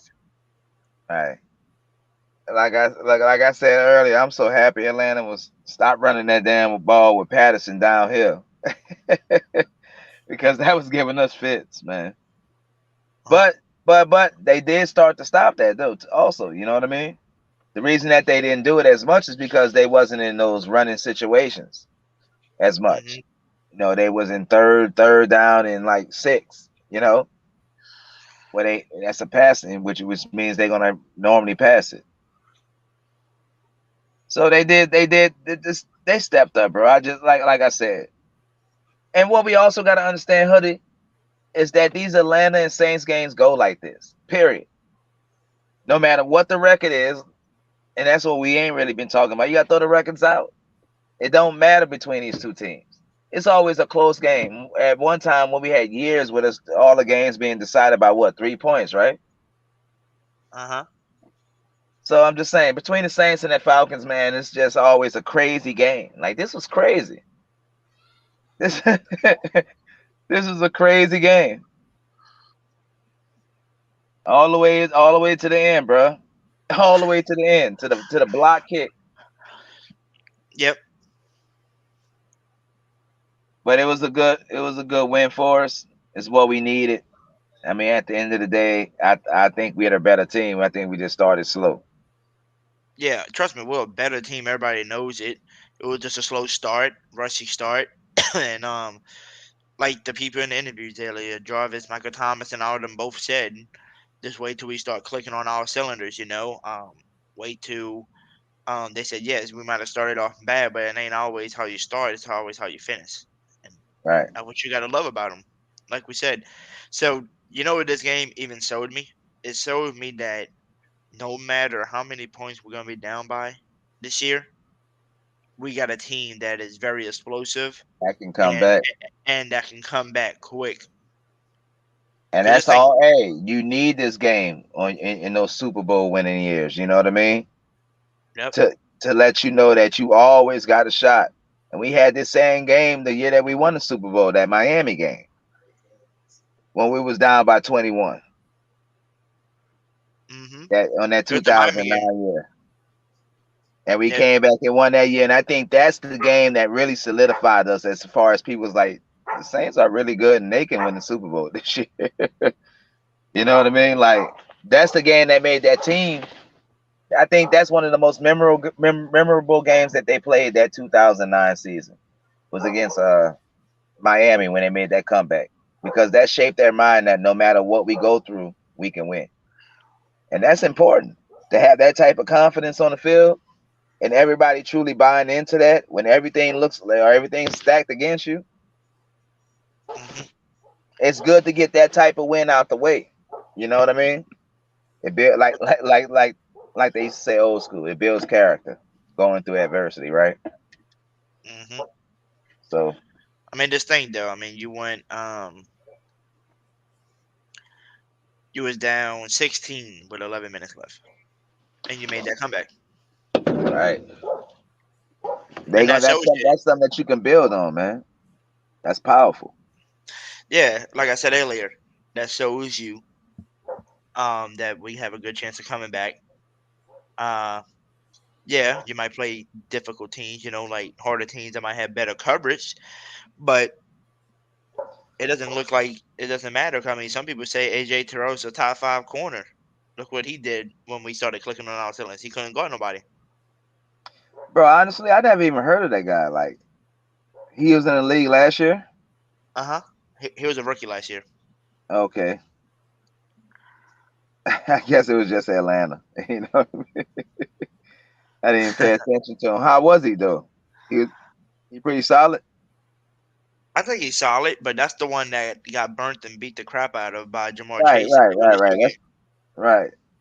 But I never really paid attention to him. But I heard people saying that in comments and shit about him. Yeah, he's all right. I mean, to me, he's all right. But a lot of people are calling him top 5 because he was stopping a lot of people. But if you go look at last year and look at all the people that he was guarding last year, he was guarding nobodies. Yeah. The jury's still out on him too. Like, everybody want to anoint people to the top so quickly. I need to see a couple years of film, because sometimes people just have good years, and that's why I'm at right now with like Trayvon Diggs and people like that. I need to see it again. Because I'm not a true believer in him, because real wide receivers can get over on him. I'm trying to see what this Dallas stuff is. I mean, this thing, you can definitely be a ball hawk, type of guy. Yeah. But you can also get beat deep. So, like, if you allow 1,000 passing yards on you, but you get 11 picks, I mean, it basically basically kind of even outs and basically just makes you an average corner. It ain't like you did nothing spectacular. Yeah, you got 11 picks. Congrats, but you allowed 1,000+ yards over you on yourself too. So, I mean, I don't know. I see everybody in the chat,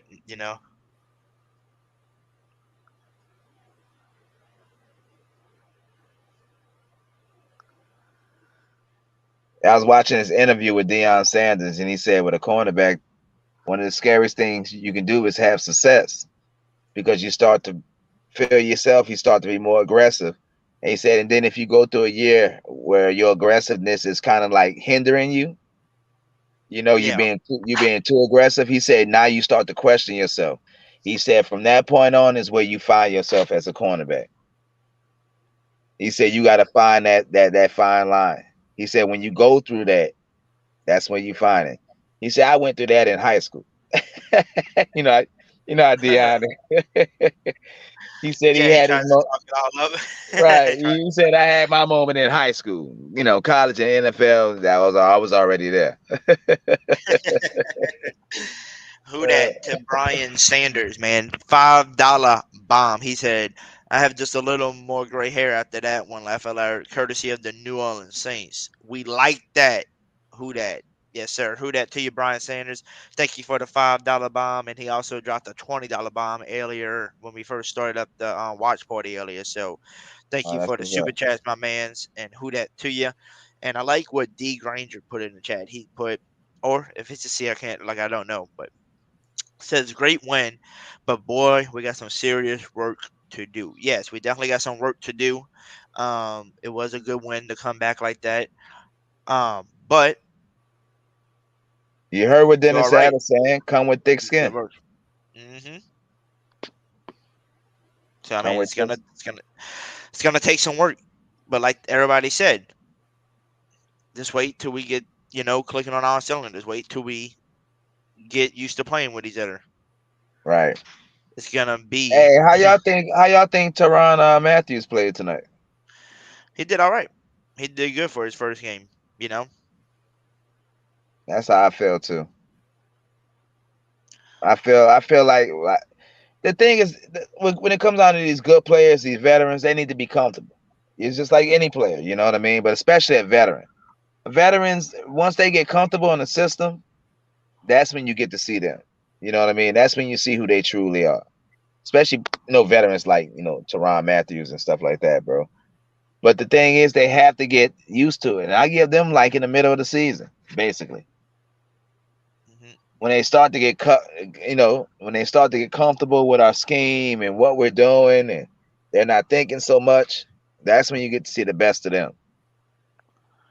And also about that time, coaches start to learn, especially on the Saints, because we like to use players to their strengths on this team. Like we'll switch some stuff up if we see this is what you do well. And once they get a chance to see these new players that we have and see what they do well.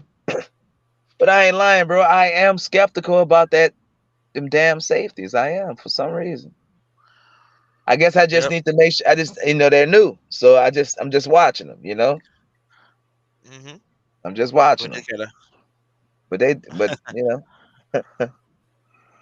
I don't know, man.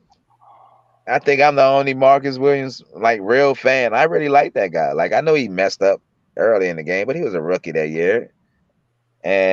But from then, bro, he really to me, he really he allowed. I knew what he did. Like they trusted him. For the most part, quarterbacks wouldn't even throw deep on us, like talking about with Marcus Williams back there. And that's powerful. That means you get to play a real aggressive style of defense when you comfortable with your back end.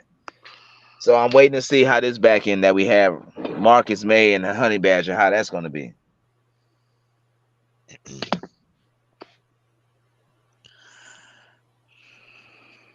Let's see.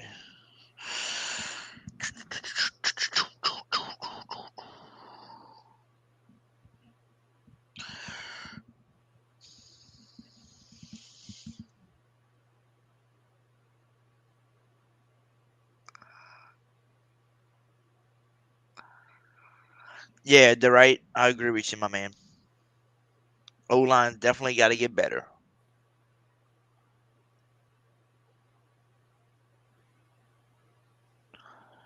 We'll see, though. We'll definitely see.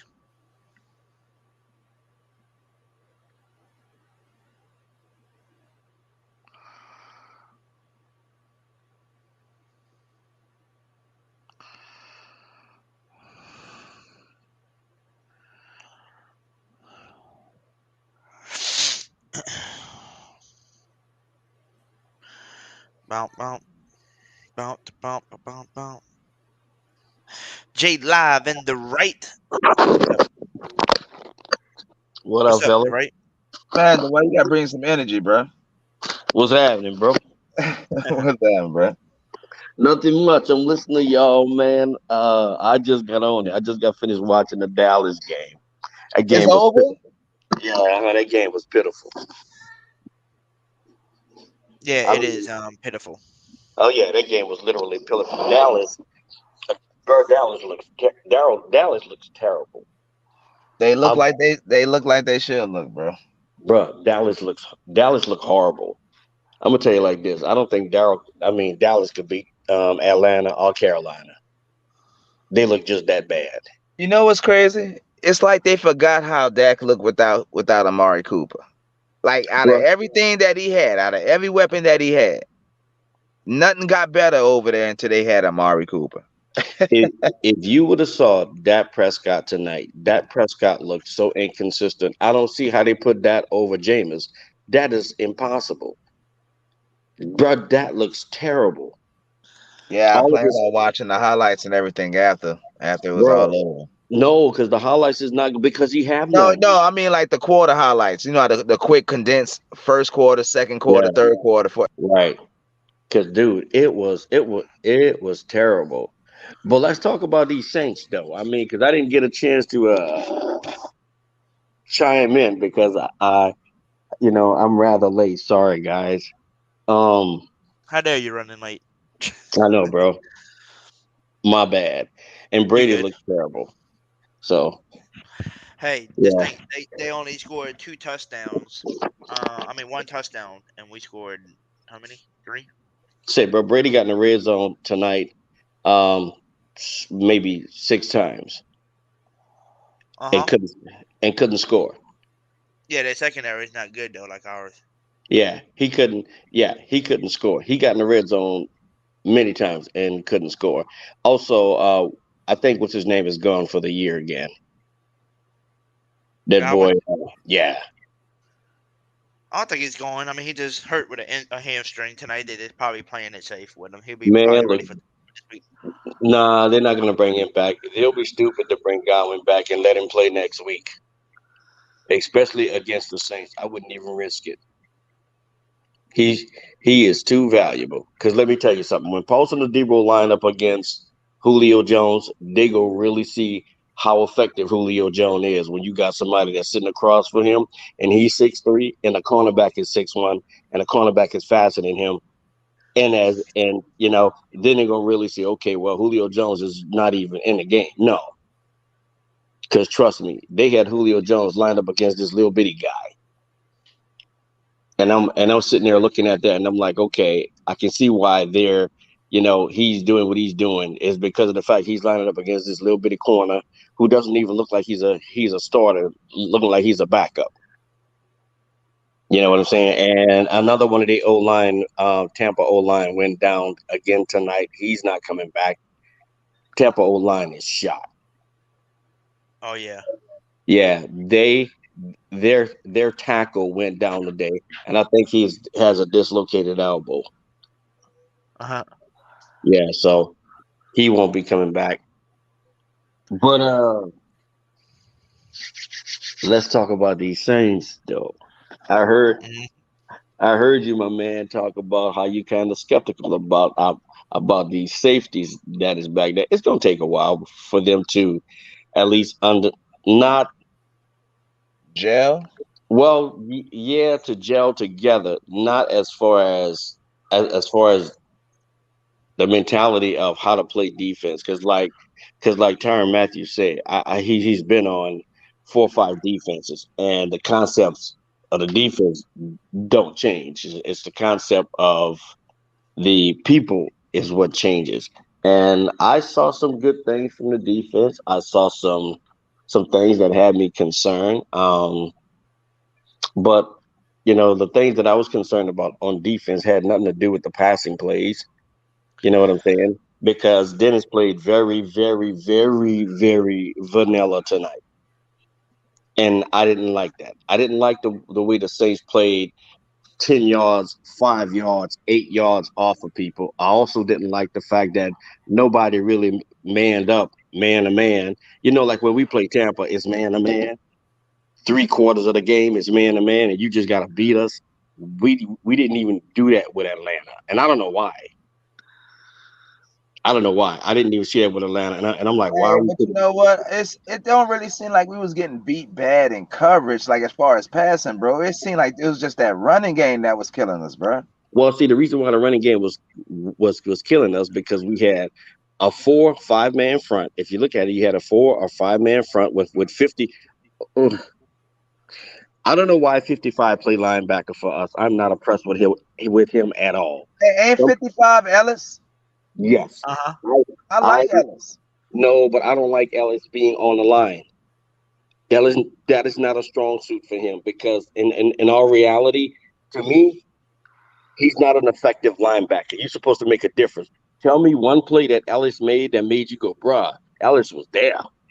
When Ellis almost hit the quarterback and he threw that errant pass, I think it was Tom Brady. I think Tom Brady is about to he threw an interception. And Ellis was the one with the pressure that made him hurry up and throw it. Like, bro, Ellis made plays, bro. He not bad, bro. I'm telling you. He just don't Well, get enough reps. He not a bad player, bro. I'm When, serious. I wouldn't like him, bro, if he was garbage, but he not.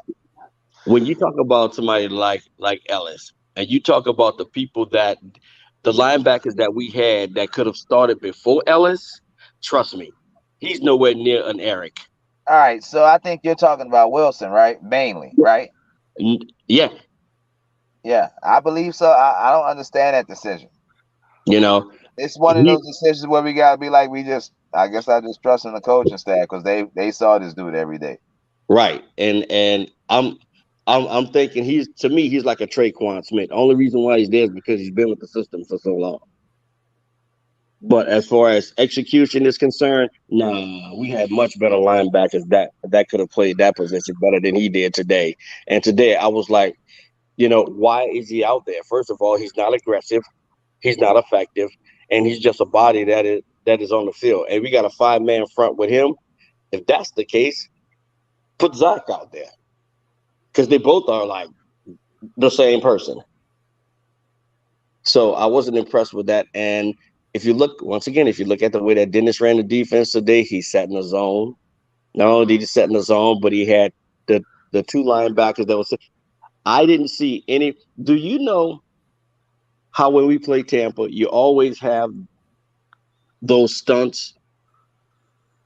I didn't see like any stunts from the D line, and I'm like, why are we just sitting in this 4-man front with no stunts?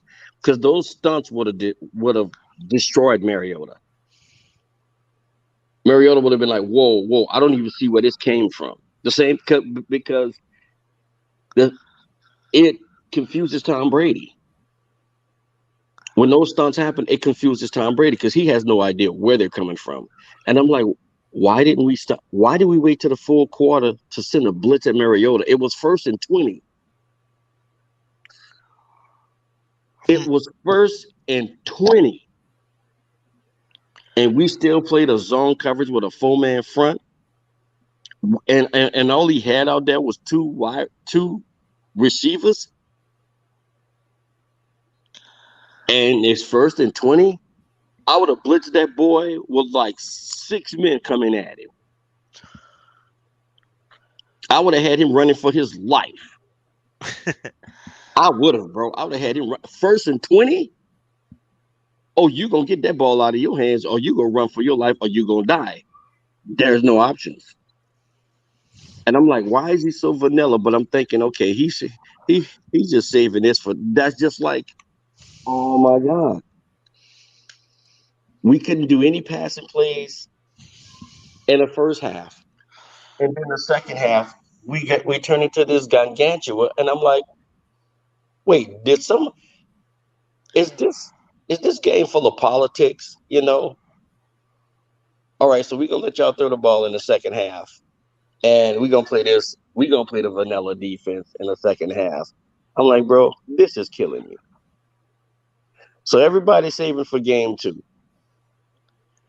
That's how it looked to me. Okay, so you're saving everything for game 2, just for Tampa, just so you can put on the show to destroy Tom Brady in Tampa in a dome.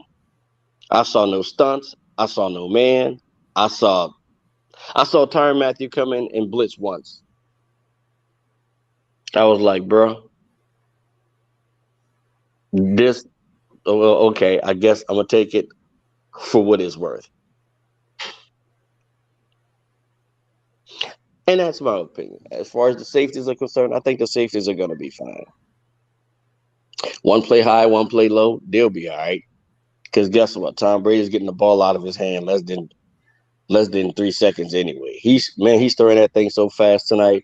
And the thing about it is, the routes that they were running, I'm like, we gonna kill those routes. Or I could see Tyron Matthew picking off the ball 2 or 3 times. He gonna have to stay throwing it deep because if he throw underneath, Tyron gonna take that shit.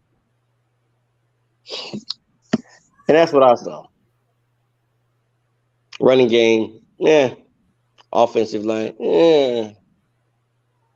You know, Trotman, yeah. This was supposed to be Trotman's year, but I wasn't impressed with his. Jawan Johnson was more effective than Trotman. So give me y'all opinion. That's mine. So, in my opinion, I think everybody played okay. Good. That's a good assessment. Yeah, Played okay. I said okay. They played okay. They didn't play great. Now, I'm gonna say the reason why I say okay is because 3 quarters of shit water versus 1 quarter of greatness does not equal great. That equals okay, you know. So they definitely got to work on some things, you know. Like we said earlier in the podcast, we was like the O line's got to get better. We played the interviews, you know, of what happened with Michael Thomas being interviewed and Jarvis Landry, and they all said yes, we came and started off really slow, but guess what? It doesn't matter how you start; it's how you finish. Right, And right. they finished And they strong. were So kind of flat. And they were kind of flat. yep, it was a little slow, but they're gonna have to get it, get together quicker. And like Michael Thomas said, once we get the hang of it and we get into our rhythm, and we're clicking on Yep. our cylinders, Oh man, once then they then fell, y'all can come back and we can tell you how we really like what this team can really be. once they gel, oh my god. You can see that Jameis was in the first half, he was waiting for Mike to get open. And in the second half, he was just throwing the ball. Because it's a difference when you're playing with Traquan, when you're playing with Callaway. These dudes gotta be open. And one thing he realized tonight, Mike don't have to be open. Just throw him the ball. Facts. Because if you watch him play tonight, bro, I was like, dude, Mike don't have to be open. You don't have to hold the ball for Mike. Facts. Just throw it. You know what I'm saying? Just throw it. Mike is gonna catch it. It don't matter because his radius, bruh. I knew Mike was good. But I also gave Drew Brees some credit, and I knew Mike was good. But after tonight, I said, bruh, Mike made Drew look damn good. Even though Drew was the most accurate, son, I saw Jameis put the ball in spots, and Mike just grabbed it out the air. I'm like, this dude is good, bro. It took you now to realize that? No, it didn't take me just to realize that. It's not like, oh, I just no. When you talk about like I said, when you look at how Jameis played with Mike in the first half, he was hesitant to just throw the ball. Yeah. You know what I'm saying? And he showed he was hesitant because he was throwing it behind him. You know what I'm saying? Because he was hesitant. He needed to see him open. But in the second half, Mike hadn't even turned around and the ball was going out of Jameis' hand in the second half. So, and he realized, yo, son, wherever I throw this thing, this dude gonna just grab it. Actually, he was throwing it late instead of early. Right. I saw that also when it came to that. Like the slants? There was like 2 slants where I'm literally Jameis is throwing so freaking late. Right. That Michael Thomas is slipping like he got baby oil on his feet. Right. That was in the what first half. the hell? Right. That was in the first half when he was throwing it to him. And it was like Mike, to me, is like he was looking for Mike to have that separation, which he had separated, but by that time you're releasing the ball, You got people in your face. You got defenders in your face. Right. That's why I said he don't like Jameis don't understand that Mike doesn't need 5 yards of separation for him to be open. Like he's trying to compare it to like if he was throwing to Chris Olave. Like, no, bro, that's Michael Thomas. Like, you don't have dude doesn't have to be like, oh my God, that's like this wide open, no one's near him for him to actually be able to make a play.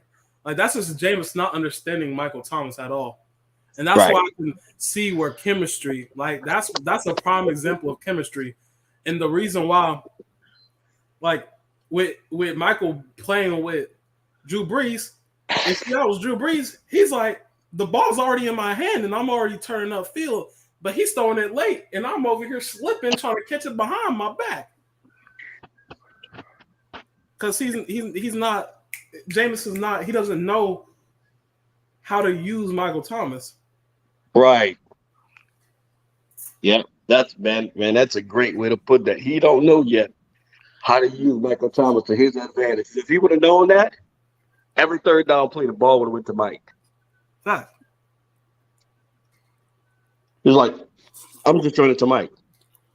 Why? Because 24 can't stick him at all.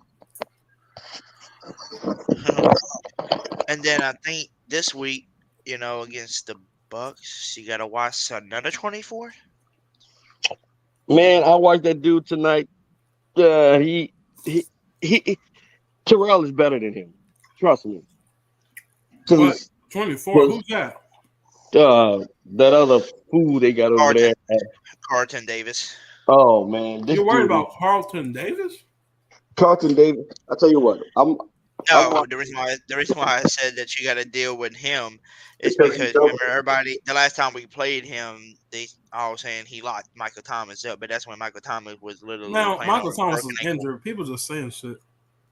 Yeah, that's what we're saying. He was playing on a broken ankle. We know that. Yeah, bro, that dude is. They're gonna be like Atlanta Falcons fans. Oh, he's gonna shut him down. Okay. Get moss on top of his head. I wonder. I would love to interview 24 for Atlanta. So, give me your assessment of Michael Thomas.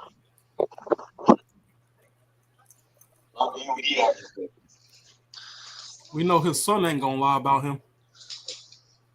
His son AJ ain't gonna lie about him. My dad just kind of just beat my ass tonight. Keyshawn,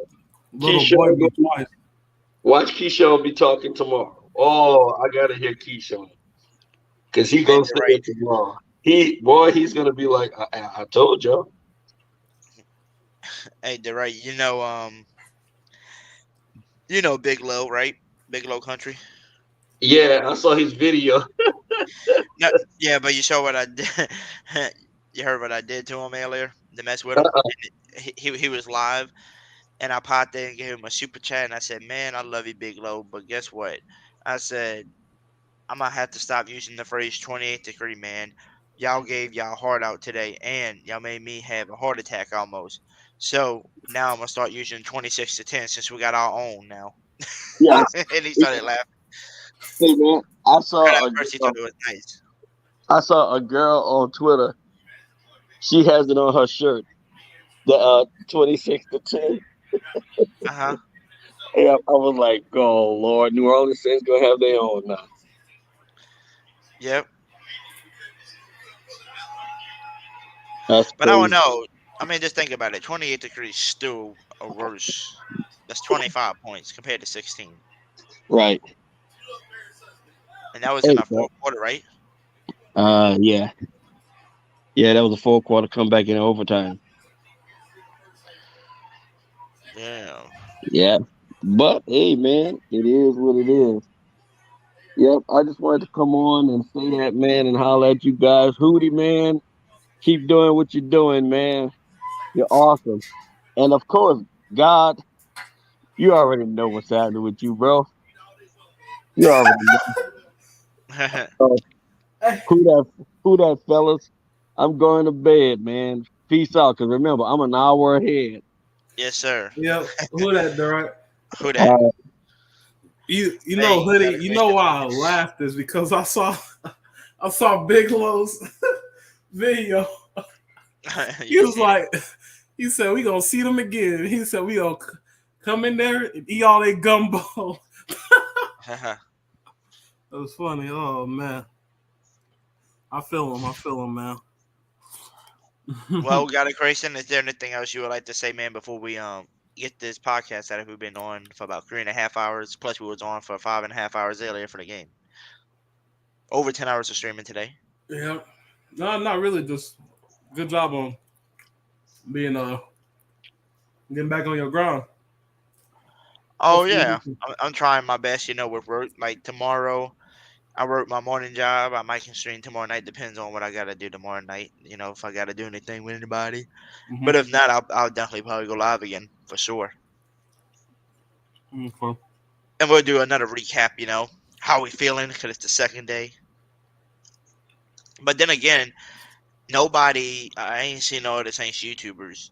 You know, no Big Q, no Nola Bros. You know, no. I don't see nobody. Doing their recap yet, so they probably all gonna do theirs tomorrow. You know, they Yep. usually do it the next day. So if they do it, then I'll just leave tomorrow to them, and then you know, like I said, then maybe we'll catch up again Tuesday because I don't work Tuesday, Wednesdays, or Thursday nights, so I got all those days during the week to talk to y'all at nighttime. Yeah. You know, good job to the Atlanta Falcons, man. They had me pissed off for 75% of that game, and then unfortunately they did the Atlanta Falcons thing. You know, lost the game. But yeah, Drake London, that's crazy because Hoodie didn't I say at the beginning, I'm like, we just don't need Drake London to be a number one receiver. And that's exactly what he was. He was just there to really just compliment Cordell Patterson. And man, they can be deadly. Like if I'm being honest, that RPO, if they get it spot on, if Mariota knows how to do a lot of audibles and adjust to what he sees on defense, Cordell on the backfield, Drake London and Kyle Pitts, I think we faced them week 11. That game might be even more stressful, but hopefully by the time we're just clicking on all cylinders to where it shouldn't matter, but I never know, man. Never know. Yep. Well, with that being said, I appreciate everybody tuning in tonight, you know, for the live watch party we had earlier. And then also want to thank everybody that tuned in tonight for the recap, you know, coming to give us, you know, your opinion on the game, you know, letting us know about everything. And with that being said, like I said, I'll probably let y'all know if we go live tomorrow night. If not, it'll definitely be a Tuesday night for sure when we go live. And hey man, you know, got a creation. You know, the only thing we can tell everybody is great win today, you know, great comeback. A lot of shit we need to clean up. Yep. But, you know, that's the NFL. You know, some days are tough, you know, hard win. Some days you might lose. But at the end of the day, we bleed black and gold until we are dead and cold, like my boy Aaron always says. And what's the saying we tell everybody? Who what? Who that? Who that, baby? And we are out of here. Run it up, Panero. Say what they lie. Say what they lie. Say what they lie. Say what they lie. We screaming black and gold. We screaming black and gold. We screaming black and gold. We going to the bowl. We screaming black and gold. We screaming black and gold. We screaming black and gold. Saints going to the Super Bowl, talking black and gold. Young Nola Hoodie Jube on the beat, we let you know. Chris Alive, MC down the field. Once the throw the ball deep, yeah, you know it's getting real. Put Jones in the slot, he gon' do damage. AK in the backfield, you know, Durant. E. Davis coming through the line, QB running out of time. Tom Brady, that's mine. Yeah, the Saints did it fine. Hold up, Chopper style, chop choppers out. Them boys wild, yeah, them boys wild. Chopper style, choppers out. Them boys wild, yeah, them boys wild. Hold up, yeah, we rolling. Hold up, yeah, we rolling. Hold up, yeah, we toting, Marshawn let him up, play the left field. Marcus May play deep safety, so you know the deal. We got Tyron in the box, got the QB on lock. Man, we ready to rock. See, they gone in the slide out. A Debo, play the right side. Stop playing with that boy. 29, ready to ride. We ain't tripping at all. We going to the top. Yeah, we gon' spin they block. Yeah, we knocking on the top. We rapping Florida leads, so boy was poppin'. The Saints really wildin', them boys on fire. We really number one, we move with silence. We zip them boys up, if it's a problem. Choppers wild, choppers out. Them boys wild, yeah, them boys wild. Choppers out, choppers out. Them boys wild. Hold up. Yeah, we rollin'. Yeah, we told.